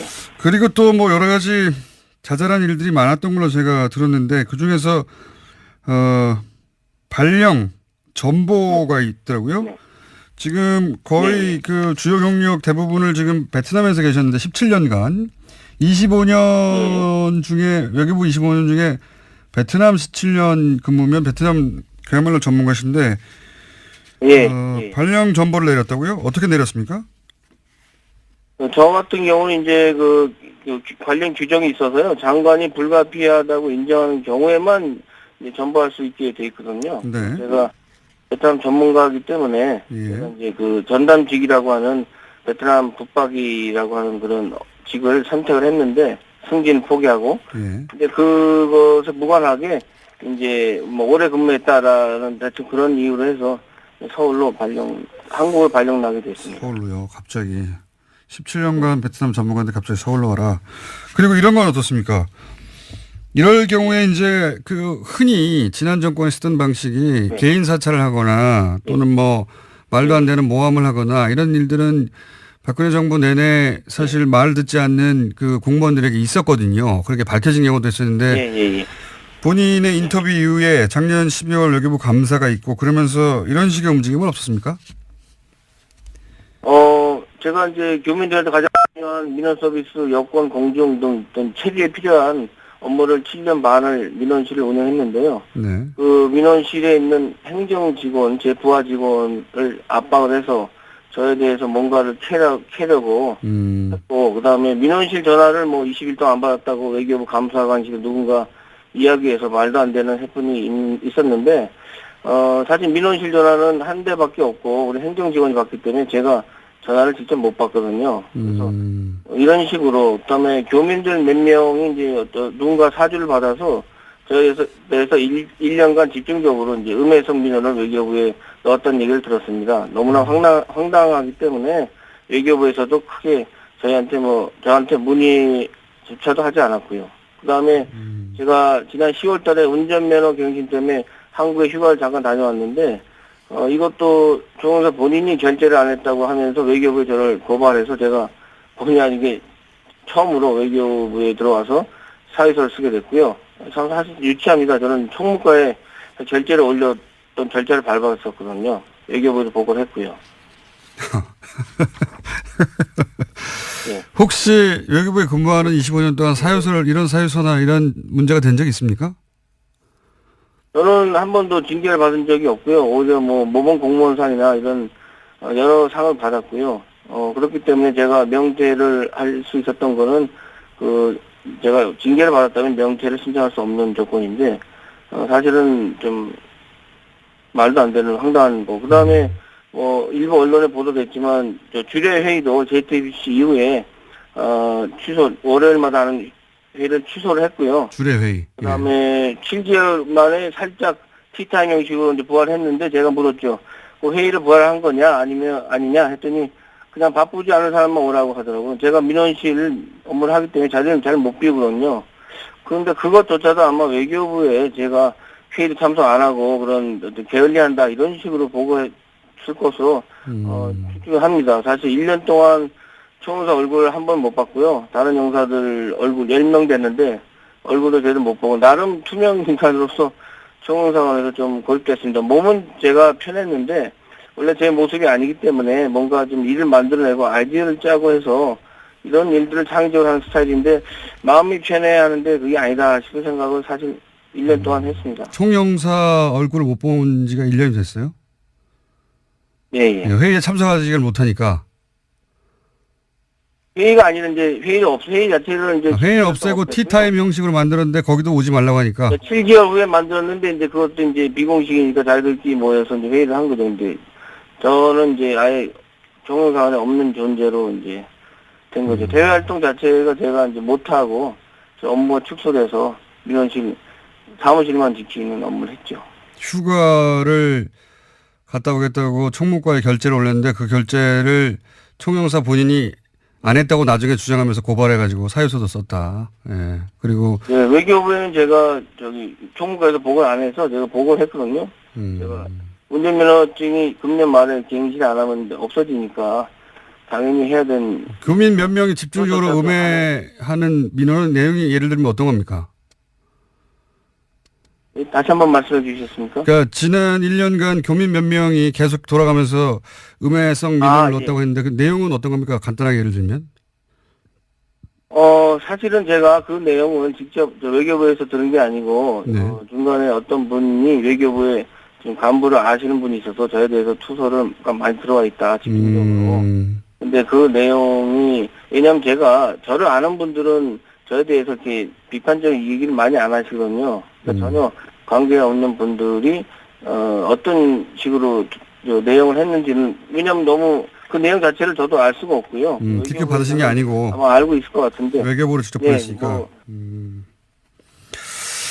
많은 일을 겪으셨네요. 예, 그 전화를 안 받았다고 하는데 원래 전화 한 통밖에 없고 행정직원이 받는 거기 때문에 본인이 원래 전화를 직접 받지 않는데 그걸 안 받았다고 또 고발하고. 네. 그래서 결국은 그런 것들이 쌓여서 명퇴를 결심하게 된 겁니까? 사실은 제가 이제 외교부에 25년, 베트남에 17년, 호치민만 2번 해서 14년 근무했거든요. 근데 제가 좀 재공간 업무라는 게 사실은 공관장, 총영사와 대사를 잘 만나야 되는데 95년에 제가 호치민에 처음 나와서 조금 못된 총영사 만나서 고생을 많이 했습니다. 예를 들어서 최순실과 같은 그 사전 일을 많이 시키고 입에 담지 못할 부끄러운 일도 사실은 시키곤 했는데요. 사실 그때 제가 너무 자신이 싫었고 그래서 그때부터 제가 저항을 결심한 겁니다. 그러니까 승진도 안 되고 또 윗사람 말 안 들으니 힘든 시간이 많았죠.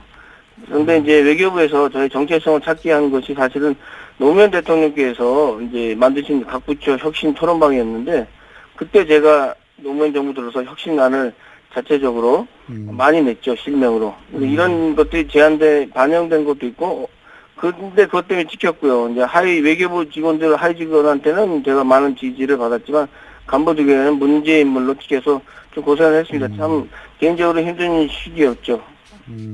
JTBC 인터뷰는 사실 그렇다면 그렇게 쌓여있던 문제의식이 한 번에 터진 거군요, 말하자면. 예, JTBC 인터뷰는 사실 필연적 운명이라고 생각합니다. 그냥 지나칠 수 있었지만 제가 평소에 문제의식을 갖고 비판하고 행동해왔던 이였기 때문에 그냥 따지지 않고 할 수 있었죠. 사실 외교부에서 사직은 오랫동안 생각했던 거고요. 좀 더 다니면서 제가 가장으로서 책임을 가지고 공무원 생활을 했으면 좋겠지만 평범하지 않은 공무원 생활을 한 저이기 때문에 지난 시간들이 참 힘든 시기였고요. 좀 사실은 좀 쉬고 싶은 생각도 들었습니다. 제가 언제까지 외교부에서 홀로 투쟁만 하고 살 수 없기 때문에 인생을 크게 멀리 볼 때 외교부에서 제가 오래 남는 것도 도움이 안 된다고 생각하게 됐고요. 제 아내도 동의하고 적극적으로 지지해주고 있습니다.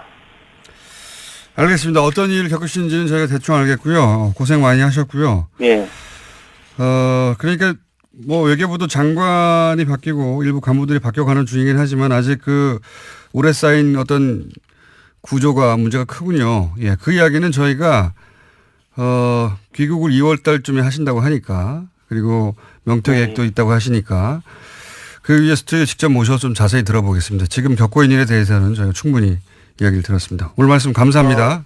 공장장님 제가 네. 잠깐만 한마디 해도 될까요? 한마디요? 예, 짧게. 여보세요? 예, 말씀하십시오. 예, 모든 것이 하루아침에 바뀌는 건 없다고 생각합니다. 정권이 바뀐다고 해서 모든 것이 바뀌는 것도 아니고 특히 공무원 사회는 외부 지속적인 자극이 있어야 변화하는 조직입니다. 자체 변화를 현실적으로 무리가 있고 그래서 국민들이 공무원 사회를 잘 감시하고 동시에 격려를 아끼지 않으면 그런 관심이 필요하지 않나 이렇게 생각합니다. 감시와 격려를 동시에 필요로 한다. 알겠습니다. 오늘 말씀 감사합니다. 예, 감사합니다. 지금까지 김재천 영사였습니다. 자, 불친절한 AS. 김재천 영사 인터뷰 어느 정도는 예상했지만 사실 이렇게 조직적으로 오랜 기간 영사인데 총영사를 1년간 한 번도 못 봤으면 말이 안 되는 거죠. 예, 영사 업무가 총영사나 다른 영사들하고 얘기를 나눠야 되는데 다른 영사 10명, 총영사 모두 1년간 못 봤다고 하니까요. 이분이 한국에 돌아오시면 스튜디오에 직접 모시겠습니다. 그 외에 이용주 의원 인터뷰가 오랜만에 나오셨기 때문에 의원님 불법 방송인데 나오셨네요 하는 문자가 꽤 많이 왔고요. 자, MB 자선은 아마존 리뷰 제가 잠깐 브리핑에서 언급했는데 제가 군생활할 때 내부반에 MB 자서전이 쫙 깔려 있었습니다. 내가 안 샀는데.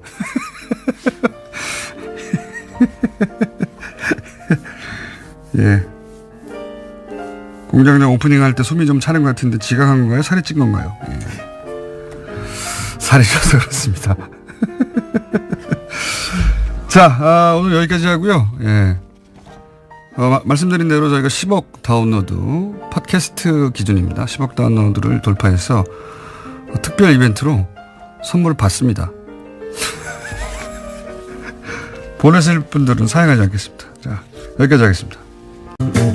자, 칼플라니 사회경제 연구소 다소 몇 년에 한 번씩 유명해지는 연구소 정태현 수장님 나오셨습니다. 안녕하십니까? 네, 안녕하세요. 갑자기 베트남 가냐고 물어보셔가지고 아마도 하와이 가느냐는 질문이었던 것 같아요. 그죠? 아, 하와이. 네, 지금 베트남 얘기라도 들어가지고. 네. 예, 하와이. 저희 이제 대표님이 하와이 약속을 했다가 네. 지금 전전긍긍 중이세요. 네.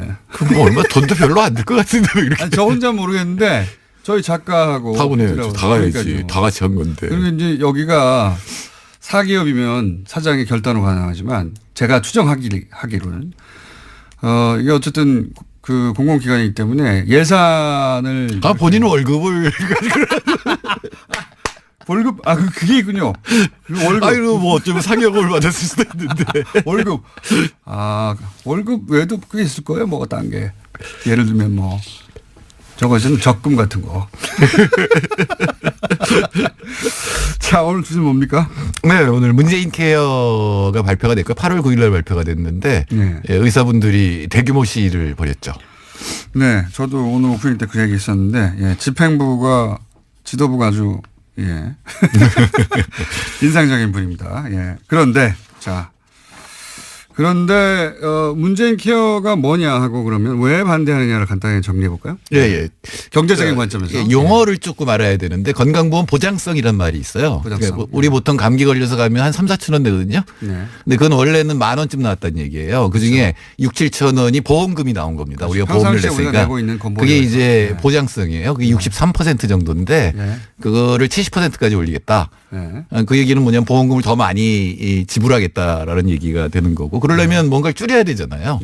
그게 뭐냐면 비급여라는 겁니다. 비급여는 어떤 행위에 대해서는 보험금이 지급 안 되는 거예요. 네. 그중에 가장 큰 게 뭐냐면 고가의 의료기기를 쓰는 것들. 그렇죠. 가령 이제 아마 어르신분이 환자인 그 사람들은 알 텐데 보통은 한 1, 2만 원이면 되는데 그러니까 돈 내는 게 본인 부담금이 네. 어느 날은 100만 원이 넘는 경우가 있어요. 어르신들 관련 질병들 네. 같은 경우에 검사만 했는데 100만이 넘는 경우가 예, 그게 있고. 검사가 바로 그렇게 고가의 장비를 쓰기 때문에 새로운 증세에 대해서 여러 장비를 썼으면 그게 100만 원이 넘어가거든요. 저도 주사를 맞았는데 몇 백만이 나오기도 하고요. 예, 그거는 약제 중에 그런 것들이 있습니다. 비급여 되는 것들이 있습니다. 예, 예. 진짜 그 소위 가정 경제를 뒤흔드는 건 그런 거예요. 그렇죠. 감기가 아니라. 네, 그러니까 비급여 부분을 급여로 바꾸겠다. 네. 즉 보험을 한다는 얘기는 무슨 얘기냐면 이제는 그 비급여 부분도 심사평가원에서 제대로 한 건지 많이 요구한 건지를 평가해서 보험금을 내주겠다는 얘기거든요. 저는 이제 저희 그 부모님이 중환자셔가지고 사실은 이 문재인 케어 지금 바뀌고 있는 비급여 부분을 급여로 바꾸고 있는 부분. 네네. 혜택을 크게 받고 있습니다. 이게 엄청난 혜택입니다. 사실은 그 가족들한테. 그렇죠. 중환자가 있는 경우는 보통 우리나라는 적지만 미국은 대부분 파산해요. 맞습니다. 네. 우리나라는 건강보험이 그걸 막아주고 있는데 중환자가 있거나 만성병을 앓고 있는 경우에 만성질환. 그 약이 예. 만일에 급여에 들어가지 못하면 엄청납니다. 예, 그러면 매일 먹어야 되는 약. 보통 우리가 감기약 뭐 몇천 원, 만 원, 비싸봐 2만 원 이렇잖아요. 예. 이런 거는 몇 백만 원도 아니에요. 그렇죠. 그냥. 네, 그래서 그런 부분들을 급여로 바꿔서 보험금을 지급해서 이제 좀 안심하고 살 수 있도록 해주겠다라는 얘기죠. 몇 백만 원을 그럼 몇 달에 몇 백만 원보다 생각하시는 분들이 있는데 그게 아니라 주사 한 방에 몇 백만 원. 네. 그러니까 그리고 이게 이제 이런 부분들이 고가 장비를 너무 많이 갖게 하는 그런 경향도 있거든요. 근데 이제 의사분들의 항의도 일리가 있어요. 이건 뭘 생각하면 되냐면 네. 왜 홍준표 대표가 진주의료원 폐쇄했잖아요. 네.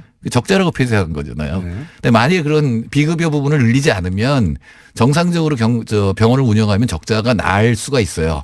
그러니까 사적인 병원들은 이런 비급여 부분을 늘려서 적자를 메꾸는 거거든요.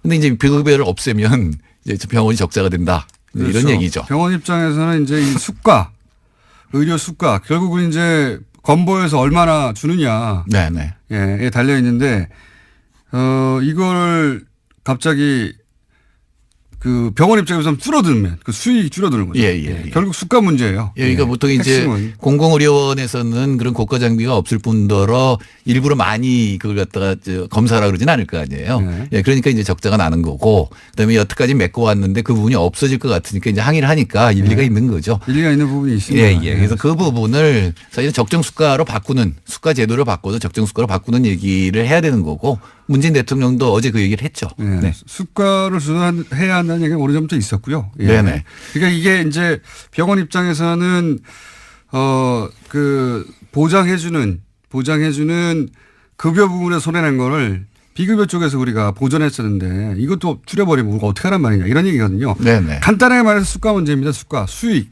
또는 뭐 개개인 의사 개개인을 보자면 생존권의 문제 뭐 이런 걸로 바라봐서 사실은 정부하고 협상을 하고 조절해야 되는 부분이 맞긴 맞아요. 예. 예를 들어서 그 현장 집회에서의 집행부가 이상한 이력이 있다든가 요건 또 별개의 문제예요. 예, 근데 단순히 이제 수가를 이제 올리긴 올려야 되는데 그거로 해결될 문제만은 아닌 것이 요즘은 마을 의원에 가지를 않잖아요.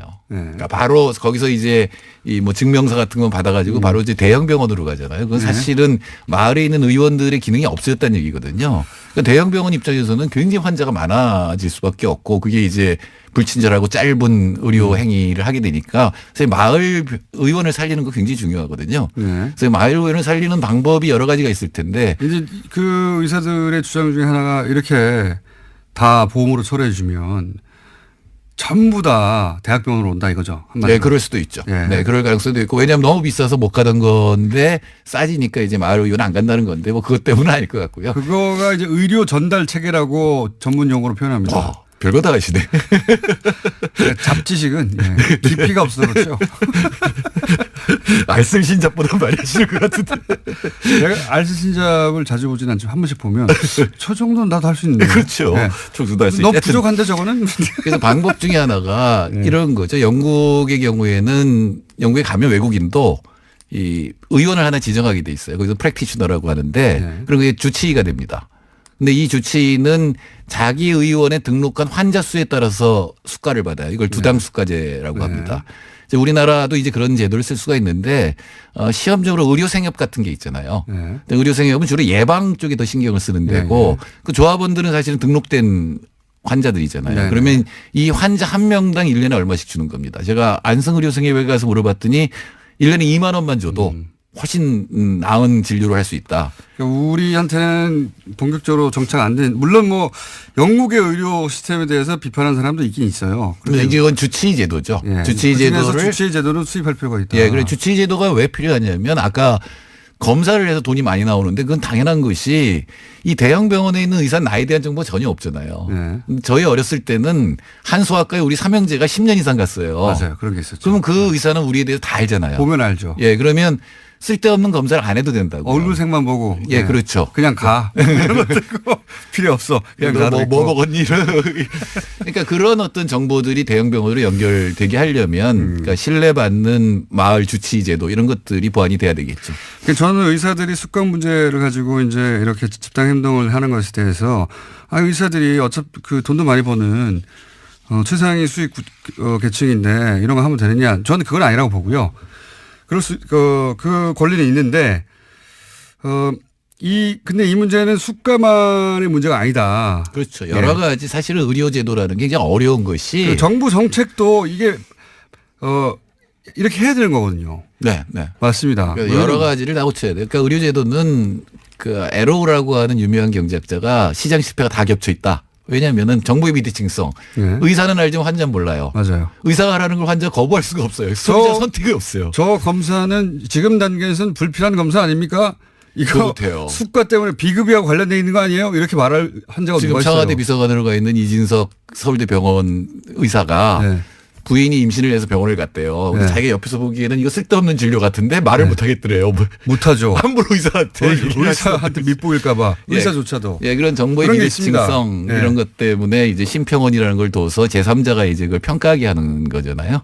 하여튼 그게 이제 의료제도에서 가장 중요한 문제 또. 근데 그런 문제가 발생했을 때 그걸 판단하는 사람들도 의사라. 네, 그렇죠. 동료 예. 그게 평가죠. 맞는지 틀린지도 판단할 수가 없어요. 우리는 또. 예. 근데 이제 심사평가원은 예산을 줄이는 게 이제 목표이기 때문에 네. 상당히 정확하게 가는데 물론 둘 사이에 불만은 있을 거고 그 사이에 어느 정도 이제 합의를 할 수가 있는데 포괄수가제라는 게 있어요. 지금은 행위별 수가제거든요.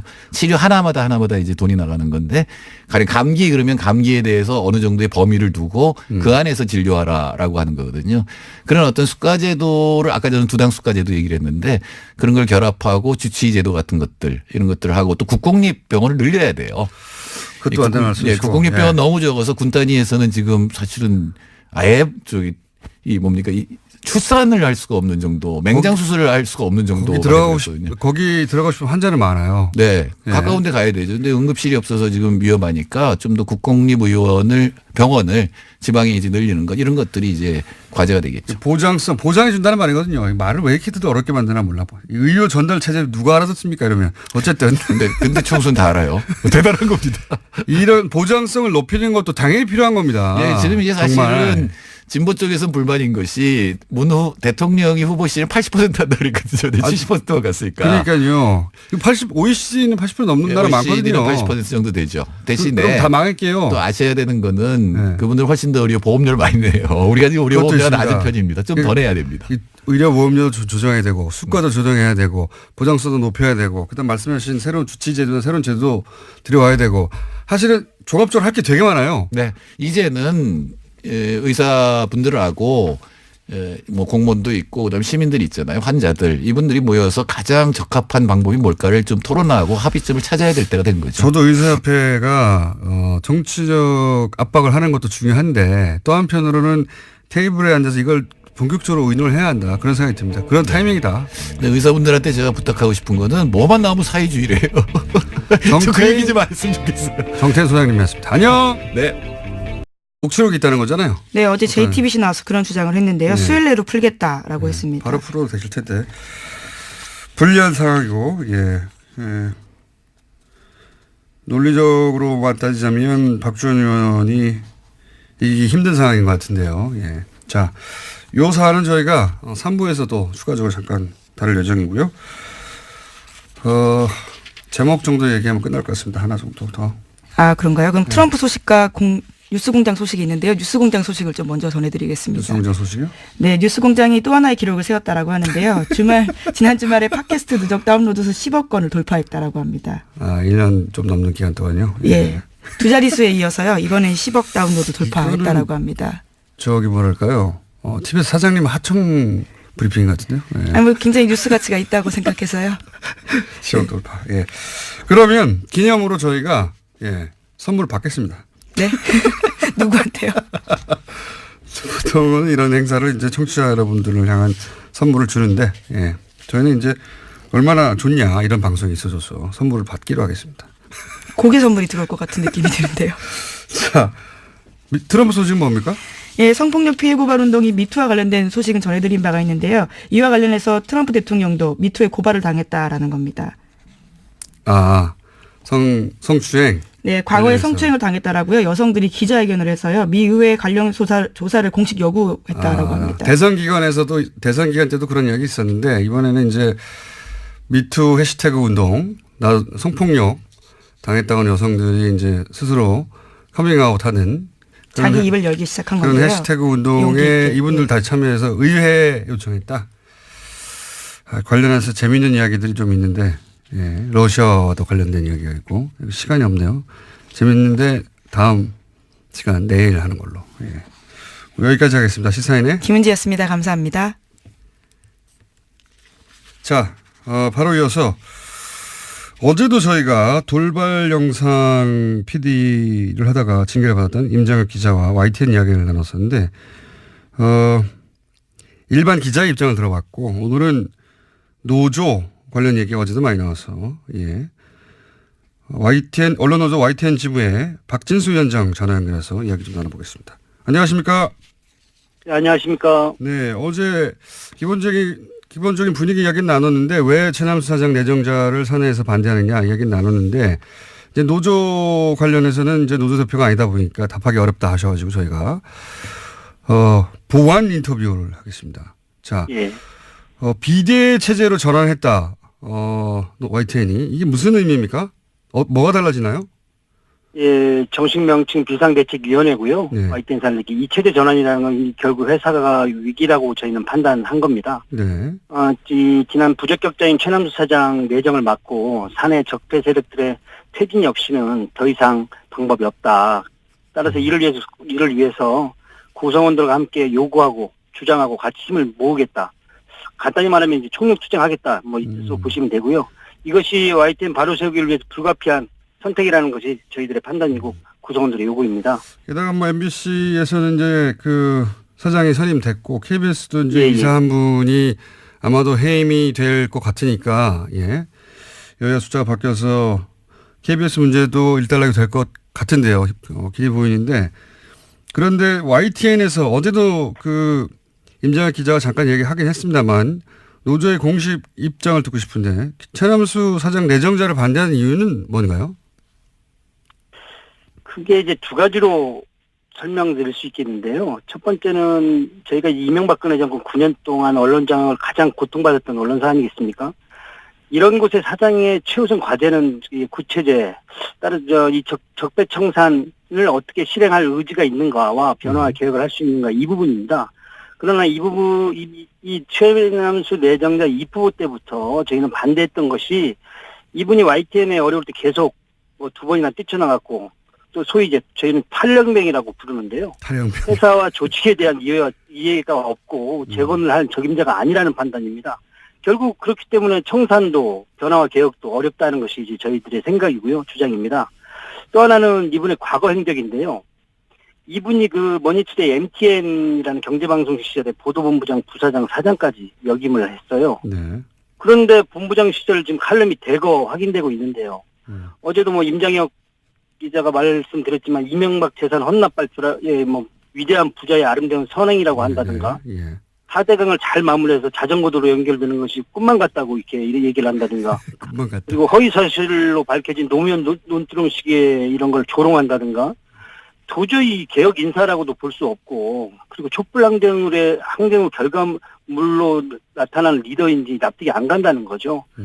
그리고 그 칼럼 쓴 시기가 공교롭게도 그 YTN 제일 이명박 정부한테 유린당하고 힘들 때 어제 그 임장혁 기자, 노종면 기자 이런 분이 불법 체포당하고 제일 고초 심할 때였어요. 이건 기자들이 체포됐었죠 그때. 아예 YTN 예, 체포됐었죠. 예, 그런 상황이었기 때문에 이걸 정서적으로 우리가 과연 감당하고 이해하겠는가 이런 부분입니다. 노조에서는 그 9년간 최소한 3년 이상 보직을 맡았던 간부들은 보직 보류, 해임도 아니고 보직 보류를 요청하고 있는 걸로 아는데 이에 대해서 최남수 내정자의 입장을 들어보고 방향을 결정하겠다. 열심히 취재하고 있습니다. 자, 그리고 JTBC도 지금 다스 관련해서는 뉴스공장하고 JTBC가 사실은 거의 시사인이 또 같이 하고 있는데요. 네, 시사인 띄워줄게요. 이렇게 빼놓으시길래 깜짝 놀랐습니다. 네, 시사인이 소스를 가져오죠. 예. 조지루 기자가. 자, 보도를 계속하고 있는데 어제 재밌는 보도 하나 나왔습니다. JTBC에서. 네, 또 다스와 관련된 소식들이 있는데요. 이명박 전 대통령의 선거에서 다스 직원들이 조직적으로 동원된 정황이 있다라는 겁니다.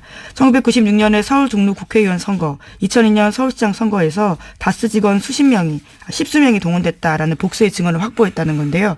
선거에 동원된 직원들의 급여도 다스에서 나갔다라고 합니다. 다스 취재가 왜 다른 곳에서 잘 안 나오냐면 굉장히 어려워요. 왜냐하면 벌써 5년 전 특검을 받았고 그때 문제가 되는 건 다 털었단 말이죠. 다 털었는지는 하지만 대다수가 털렸고 그러다 보니까 이 BBK 사건에 이런 건 10몇 년 전이고 5년 전에 이미 한번 특검을 받았던 곳이고 그리고 그때 대통령이 직접 커버를 했고 그러다 보니까 증거인멸이 굉장히 꼼꼼하게 잘 됐어요.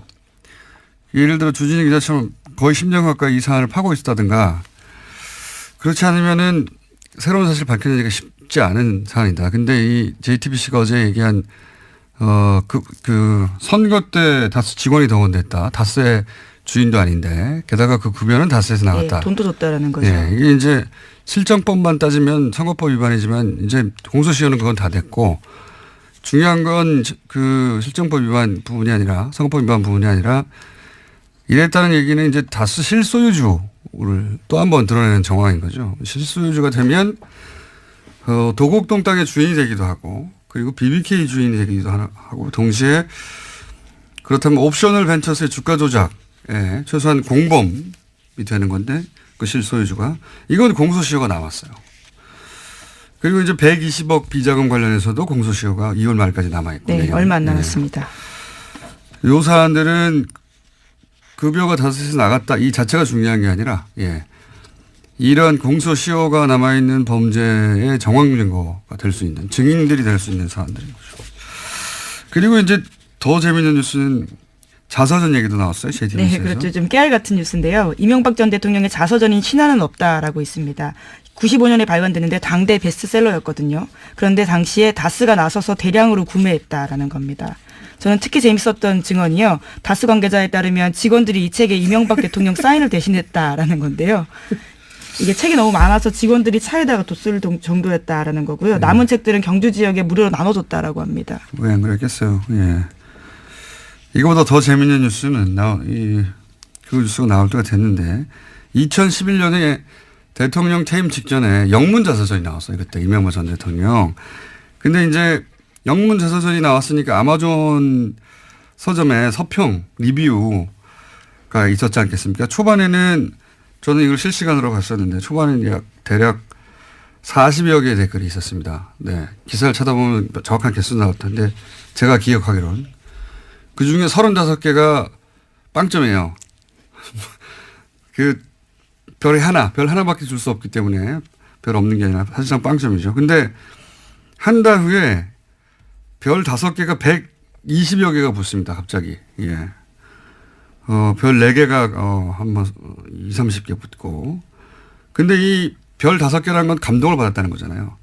근데 리뷰가 한 줄이에요. 너무 좋다. 뭐 이런 거. 바보 같은 영어들 있죠? 예. 댓글 부대가 확실하다. 당시 아마 좀 서평란에 댓글 부대가 진출했다. 예, 지금 다시 가서 한번 확인해 보고 싶네요. 여전히 네. 그게 있는지요. 네. 그리고 그 별 5개 준 한 줄짜리 댓글을, 그러니까 리뷰를 쓴 사람들은 다 그게 첫 리뷰였어요. 가입하고. 예. 대량 가입해서 대량 리뷰를 썼다. 예. 그랬던 적이 있습니다. 그러니 뭐 책 사서 사인 대신하는 건 아무것도 아니죠. 아마존까지 가는데요. 자, 다음 뉴스는요. 네, 최순실 씨가 과거 EBS 사장 임명에도 개입했다라는 증언이 나왔는데요. 이 때문에 한국동계스포츠영재센터가 주최하는 행사에 EBS가 후원사였다라는 게 장시호 씨의 증언입니다. 어제 열린 이재용 삼성전자 부회장 재판 증인으로 장시호 씨가 나온 건데요. 특검이 영재센터가 EBS에서 후원받은 경위 알고 있냐라고 묻자 장시호 씨는 EBS 사장이 이모가 추천을 받아서 된 분으로 알고 있고 그 추천받은 분이 어쩔 수 없이 후원사로 들어온 걸로 알고 있다라고 이야기했습니다. 장시호 씨가 당사자로 지목한 사람은요. 우종범 전 EBS 사장이라고 합니다. 게다가 장시호 씨는 삼성 관련된 추가 증언도 했는데요. 지난해 10월 달에 사건이 본격적으로 보도되기 직전에 최순실 씨가 삼성에서 영재센터에 3차 후원금을 받으려고 시도했다라고 합니다. 새로운 사실들 몇 가지가 나왔는데 왜 이제 국정원 부하직원은 구속되고 관보는 영장이 기각돼서 그 부하직원이 불만을 품고 국정원 가짜 사무실건이 더 큰 건이 폭로된 바 있지 그렇죠. 않습니까? 댓글 TF가 예. 폭로됐죠. 장시호 법적 구속의 메시지 효과가 이제 검찰 수사 협조해봐야 소용없다. 메시지 효과는 그런 거라고 저는 보는데 이 법정 구속 역시 전혀 예기치 못한 나비 효과를 낼 수 있다라 생각이 드는 게 이 영재센터 행사를 왜 EBS가 후원을 했느냐 단독으로. 그리고 EBS 사장의 이력서가 최순실 회사에서 나왔다. 이런 보도가 있었던 적이 네, 있어요. 과거에 네. 그런 보도 있었습니다. 그런데 실제로 안녕하세요. 김호준입니다. 지난 주말 의사협회가 대한문 앞에서 문재인 케어에 반대하는 집회를 가졌습니다. 결국 병원 수입과 직결되는 의료, 수가 문제죠. 민항기 조종사들이 파업을 하면 귀족 파업이라는 비판 여론이 있습니다. 하지만 노동에 적합한 대가를 요구할 권리는 누구에게나 있는 거죠. 생존권이 중요하지 않은 직종은 없습니다. 의사협회가 하나의 이익단체로 자신들의 생존권을 위해 정부를 상대로 집단행동을 하는 것도 마찬가지입니다. 그들의 요구와 국민의료비 부담을 덜어주겠다는 정책적 목표 사이에 타협점을 찾아내는 건 정부의 숙제고 능력이죠. 제가 가진 불만은 그 비대위 구성입니다. 최대집 투쟁위원장은 박근혜 전 대통령 석방을 목표로 하는 태극기 혁명 국민운동본부 대표로 지난 10월 18일 대한문 집회 연설에서 촛불 시민을 종북, 좌익으로 매도했었죠. 또한 자유통일해방군의 현직 대표로 문재인 하야와 북한 폭격을 주장하고 있으며 의사협회 이름으로 배포한 소색지 만화 작가는 세월호 비하, 위안부 소녀상 비하로 문제가 된 작가였습니다. 집회에 참여한 의사들은 이 사실을 알고도 있나요? 모든 생존권 투쟁은 그 자체로 정치적이죠. 하지만 일베와 극우는 정상적인 정치의 범주에서 제외해야 하는 거 아닙니까? 김원준 생각이었습니다.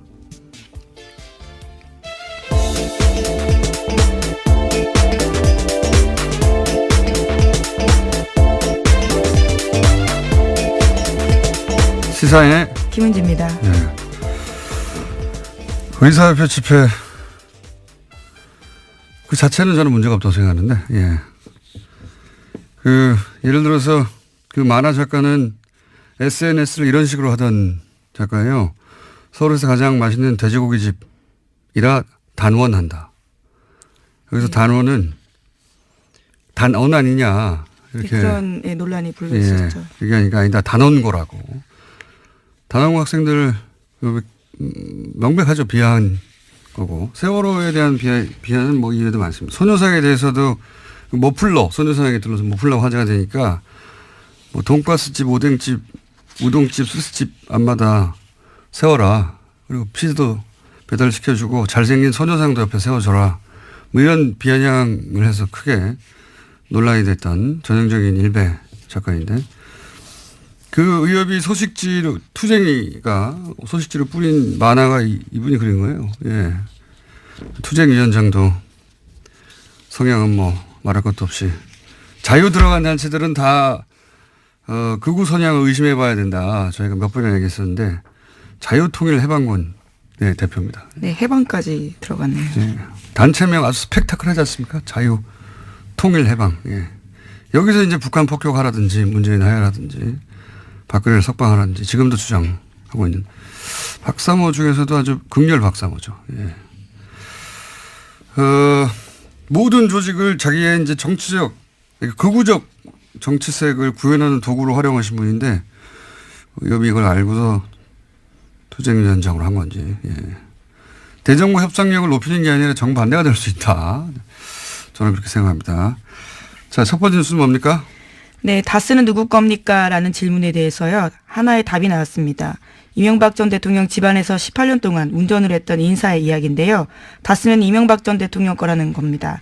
해당 인사는 김종백 씨인데요. 이번 주 시사인 보도입니다. 김 씨는 1997년부터 2015년까지 이상은 회장의 운전기사였습니다. 요 사안은 저희가 이제 다음 주 월요일 주재영 기자가 나와서 직접 자세히 얘기할 텐데 시사인 특종이니까 첫 번째로 소개하는군요. 아니, 굉장히 중요한 뉴스니까요.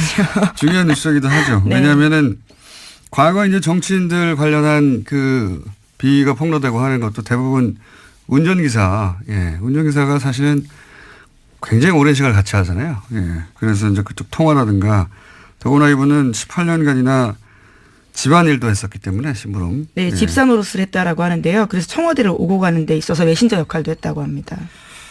이분이 한 이야기 중에 제가 보기에 가장 중요한 것은 실제 실정법과 관련해서 다스 특검팀이 BBK 특검팀이 다스 비자금을 알고도 묻었다 이런 이야기는 여러 번 했는데 여기 관련된 이야기를 이분이 또 했어요. 그러니까 특검이 다스에 조사 나오는 거를 알고 있었고 예, 압수수색할 것을 예, 날짜까지 알고 있었다라는 겁니다. 그 직전에 트럭 세대 분량 서류를 직전에 파기했다 이런 이야기 또 대통령 되기 전에도 다스에 대한 보고를 누가 특정해서 보고를 했고 이명박 전 대통령에게 그리고 청와대에 있을 때도 신학수 감사와 이모 감사가 예, 청와대 민정수석실 다스 담당자의 BBK 관련 보고를 하는 걸 본인이 봤다. 예, 이건 네. 전원이 아니고 본인이 봤다는 겁니다. 네, 시간 장소가 특정되어 있기 때문에 굉장히 구체적인 진술들이 많습니다. 운전기사만이 할 수 있는 이야기들이죠. 직접 운전해서 갔기 때문에 그리고 본 걸 봤다는 거죠. 예. 예, 또 이번 주 시사인을 보시면요. 이 운전기사뿐만이 아니라 이명박 전 대통령을 운전했던 사람이 운전기사의 또 다른 인터뷰도 실려 있는데요. 네, 운전기사 두 번을 보십시오. 인터뷰했더라고요. 네. 예. 그 운전기사 잡기가 쉽지 않은데 그 주준이는 악마예요. 구정범 전 이베스 사장이죠. 이베스 사장을 최순실이 추천했다 하는 증언은 나온 건 처음이고 그리고 삼성으로부터 돈을 또 받으러 했다. 이것도 처음이에요. 예. 나비 효과가 장시호 씨 입을 통해서 예. 또다시 그렇죠. 예기치 못한 나비 효과가 있을 수 있다. 장시호 씨 입을 주목해야 된다 그런 생각이 듭니다. 자. 네, 오전 사장 같은 경우는 과거에는 개인적으로 모르는 사이라면서 국회 나가서 의혹을 부인한 바가 있는데요. 예. 장시호 씨가 이 의혹에 도장을 찍어준 거죠. 그리고 이제 삼성 관련해서도 아마 장시호 씨가 증인으로 채택되거나 할 수 있는데 예. 기대됩니다. 예. 다음 뉴스는요. 네, 최순실 씨의 독일 조력자로 지목된 인사가 데이비드 윤인데요. 검찰이 이 사람을 인터폴에 적색 수배했다라고 TV조선이 보도했습니다. 최순실 씨를 내세워서 부동산 개발업자에게 뒷돈을 받은 혐의라고 하는데요. 이 사람은 최순실 씨의 해외재산 관련된 키맨으로 꼽히기도 합니다. 이거는 국내에서 국내 개발업자와 3억을 나누고 성공보수 50억을 약속받고 하는 그런 혐의인데 이분은 이제 오래전부터 최순실 사태 초기부터 독일에서의 재산 은닉 그렇죠. 관련해서 키맨이다. 안홍구 총장도 계속 주장을 했었고 그런데 이제 독일이 아니라 한국에서 이분이 거의 독일에서 평생 사신 분인데 한국의 개발업자와 성공보시 50억을 놓고 이야기 나눌 만한 그런 커리어가 없어요. 그런데 이제 최순실 씨가 그 뒤에 혹은 최순실을 팔아서 둘 중에 하나죠. 예. 아마도 독일 은닉 재산 수사의 출발점이 될 수도 있겠다. 근데 지금 독일에서 안 돌아오고 있으니까요. 네, 그 고소인 진술도 검찰이 확보했는데요. 그 과정에서 여러 차례 최순실 씨를 언급하면서 담당 공무원에게 힘써줄 수 있다라는 이야기를 했다고 합니다. 그러면서 국토부 관계자들과 접촉한 정황도 있다라고 합니다. 최순실 씨가 실세인 걸 알고 있었던 거죠. 예. 독일 은닉 재산의 출발점이 될 수 있기 때문에 이분은 소재가 확인되기가 어려울 것 같다. 저는 그렇게 생각이 되고. 현재 여권은 무효화시켰다라고 합니다. 검찰에서요. 예. 아니면 독일에만 있으면 되니까요. 예. 그리고 이후가 내에만 있어도 되니까. 안홍구 총장님 독일 가겠네요 또. 자, 다음 뉴스는요. 네, 우병우 전 민정수석이 출판문학계 블랙리스트에도 관여했다라는 한국일보 보도인데요. 서울중앙지검 국정원 수사팀은 어제 우 전 수석에 대해서 사전구속영장 청구했습니다. 그런데 여기에요. 과학계 불법 사찰뿐만 아니라 출판문학의 사찰 내용까지 포함됐다라고 합니다. 우 전 수석은 지난해 7월 달에 한국출판문화산업진흥원이 발표했던 세종도서와 관련해서요. 소위 좌편향으로 분류되는 도서와 저자들을 사찰하고 검열하도록 국정원을 독려했다라고 합니다. 당시 세종도서에는 윤희상 평전과 세월호 참사를 다룬 서적 등이 포함됐다라고 합니다. 이 정도 되면 관여 안 한 게 뭐냐 이렇게 물어야 돼요. 안 한 게 없어요. 출판까지 참. 이 영장까지 기각이 되면 저는 이번에는 영장 판사들이 중요한 시험대에 올랐다 이렇게 봅니다. 이 영장까지 기각되느냐. 3차 이 영장까지 세 번째입니다. 기각되면 3차까지 영장이 신청된 경우도 제가 들어본 적 없는 것 같은데 후폭풍이 상당할 것이다. 시험대 올라오는 것 같습니다. 이정열 판사가 또 출연이 예정된 사안이고요. 다음 뉴스는 뭔가요? 네, 박근혜 정부 청와대에 대한 국정원의 특수활동비 상납에서 최경환 의원이 개입한 정황을 검찰이 포착했다고 SBS가 보도했는데요. 최 의원이 국정원에 청와대 상납금을 늘려달라고 요구했다라는 겁니다. 남재준 전 원장 때 매달 5천만이었던 청와대 상납금이 이병기 전 원장 때 1억 원으로 그러니까 2배 뛰거든요. 그런데 여기 배경에는 최경환 의원이 있었다라는 겁니다. 본인 1억 받은 거 외에 청와대에 상납했던 돈을 2배로 늘린 것도 최경환 의원의 역할이었다 하는 게 검찰 주장이네요. 예. 근데 재밌는 게 지금 현역 의원이고 지금 네, 그렇죠. 국회가 또 회기 중이거든요. 회기 중에는 불체포 특권이 있어요.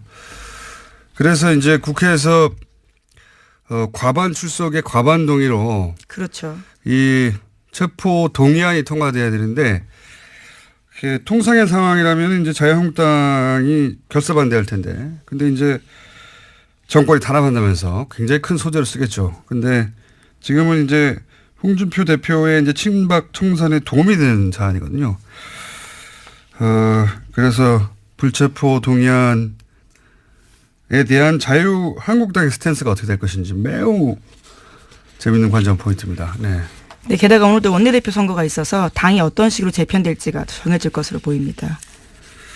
자, 약 2분 정도 저희가 브리핑 시간이 남았습니다. 다음 뉴스는 짧게 하죠. 네, 박주원 국민의당 최고위원 관련된 소식도 계속 전해드리고 있는데요. 오늘 아침 경향신문에도 새로운 보도가 있습니다. 2006년 초 주성영 전 한나라당 의원에게 제보한 정보가 DJ 비자금 의혹만이 아니다라는 건데요. 당시 열린우리당 정동영, 문희상, 유시민 의원 관련된 정보도 있었다라는 겁니다. 그 근거는요. 주 전 의원의 보좌관으로 근무했던 기욱 씨의 인터뷰입니다.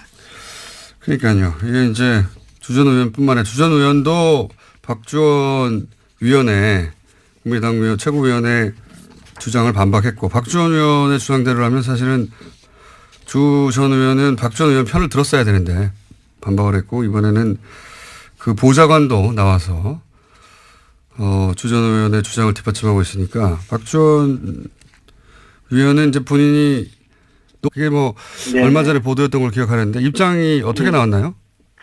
참 어렵게 협상은 했는데요. 예. 최남수 씨하고 제가 지금 지난 만 8년이죠. YTN 보도 공정성이 훼손됐고 노사관계가 심각하게 문제가 있다는 것은 서로 동의를 했어요. 예. 그런데 여기에 책임있던 인사들에 대해서 이 체제에서 주요 실국장을 맡거나 보직을 누렸던 간부들, 네. 그것도 3년 이상에 누렸던 간부들에게 YTN 바로 세우기 위원회라든가 말은 여러 가지가 있는데요. 가칭인데 설립하는 기구에서 결정이 나올 때까지 보직을 잠정 보류해달라는 거였습니다. 그러니까 간부들도 노조도 아닌 제3의 기구를 두고 거기서 결론이 날 때까지 기다려달라. 예. 예. 그랬는데 네, 또 거부한 거죠.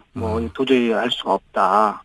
그리고 이제 최남수 내정자의 입장 같은 경우는 결국 일부 조력자를 비호하는 느낌을 받고 본인은 양심상 안 된다고 하는데 결국에 그러면 적폐청산을 실행에 대한 의지가 있는가. 그리고 구체제 인사들과 손잡고 가겠다는 의사가 아닌가 이렇게 저는 판단하고 있습니다. 어제도 잠깐 제가 여쭤봤었는데 YTN은 보도 전문 채널이기 때문에 보도국장 자리가 굉장히 중요해서 중요합니다. 예, 여기서 상징적인 노정면 기자가 보도국장 자리를 제안받았는데 거절했어요. 이것도 연결된 이야기입니까? 구체적으로 보도국장이 자리를 잡으면 이제 저희는 YTN의 이제 뉴스가 어떻게 만들어진지 모르니까 네네. 보도국장 자리로 그게 가능하지 않겠나라고 생각이 일반의 생각인데 그렇지만은 않은가 보죠? 밖에서 보면 그럴 수도 있을 것 같은데요. 예. 제가 우리 김어준 총수께 역으로 질문 하나 드리면요. 예. 김어준 총수가 프로그램 진행하는데 예를 들어 이명박 씨가 사장이면 그게 가능합니까? 프로그램에 못 오죠, 제가. 예, 그렇다는 거죠. 결국에 이 보도국 정상화와 YTN 정상화는 별개일 수 없다는 얘기입니다. 보도국 독립적으로 운영을 하는데 사람은 내가 알아서 할 테니 당신은 운영만 하라고 한다든가 조직을 개편하는데 사장이 사사건건 난 못하겠다라고 한다든가 그럼 이거는 결과론적으로 개혁적 인사를 난 중용했어라는 액면밖에는 전혀 보이는 게 없죠. 개혁은 이루어질 수도 없고요.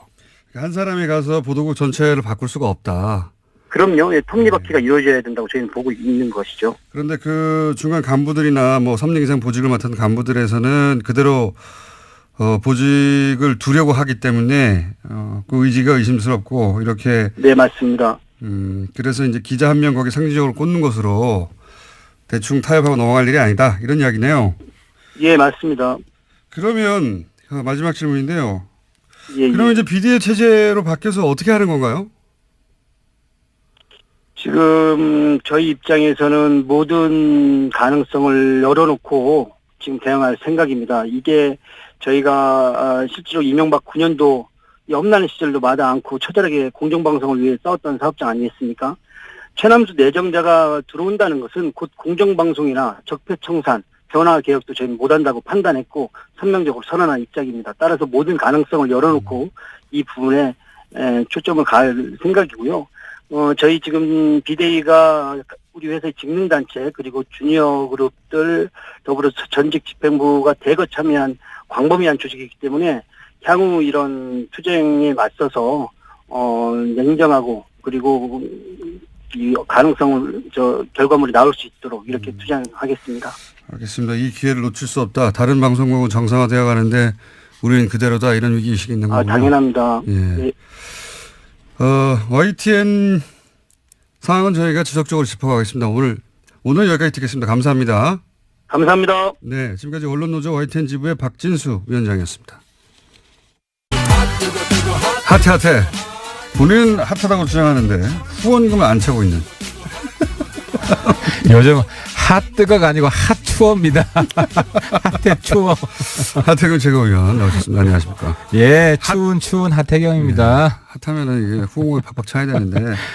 후원금이 너무 없습니다. 추워 죽겠습니다. 페이스북에 화제가 됐어요. 하태경의 후원금 10만 원만 보태주세요. 완전 불쌍한 표정으로 사진 딸랑 올려놓고. 요즘 KTX 입석 타고 다닌다고 소문났어요. 자, 하태경 의원을 혹시라도 지지하시는 분들은 방송을 듣는 즉시 10만 원까지는 돌려받거든요. 예. 예, 그래서 그렇습니다. 예. 그래서 10만 원들을 다 왔다는 얘기하는 거고요. 그리고 이제 오시자마자 잠깐 그 시그널 나가는 사이에 그러니까 바른정당이 자유한국당으로 흡수된다 이런 얘기들이 많은데 그게 아니라 자유한국당에서 바른정당으로 오고 싶어하는 분들이 여전히 존재한다. 지난번 일주일 전 방송에서 예. 제가 이제 한국당 의원 명단들 쭉 살펴보니까 예. 데려오고 싶은 사람 없더라라고 해서 제가 엄청난 항의에 시달렸습니다. 설마. 진짜로 항의에 시달렸습니다. 그래서 나 가고 싶어라고 말하는 사람이 그중에서 왜 내 이름 빼냐 네. 거명해 달라라고 한 분이 있어가지고 그래요? 오늘 이 자리에서 말씀드려야 됩니다. 그러니까 지금 상황에서도 자유한국당에서 바른정당으로 오고 싶어하는 오고 싶어하는 간절히. 근데 못 오는 거 보고 비례대표인가 보죠? 너무 루치가 빠르죠? 예, 너무 대단하시네. 비례고요. 네. 뭐 익히 아는 분들도 있을 텐데 좀 잊혀졌어요 최근에. 예. 김연아 의원. 네. 김연아 의원께서 왜 내 싶어요. 이름을 빼냐. 그래서 앞으로 우리 의총에도 참석하고 싶다. 연락해달라.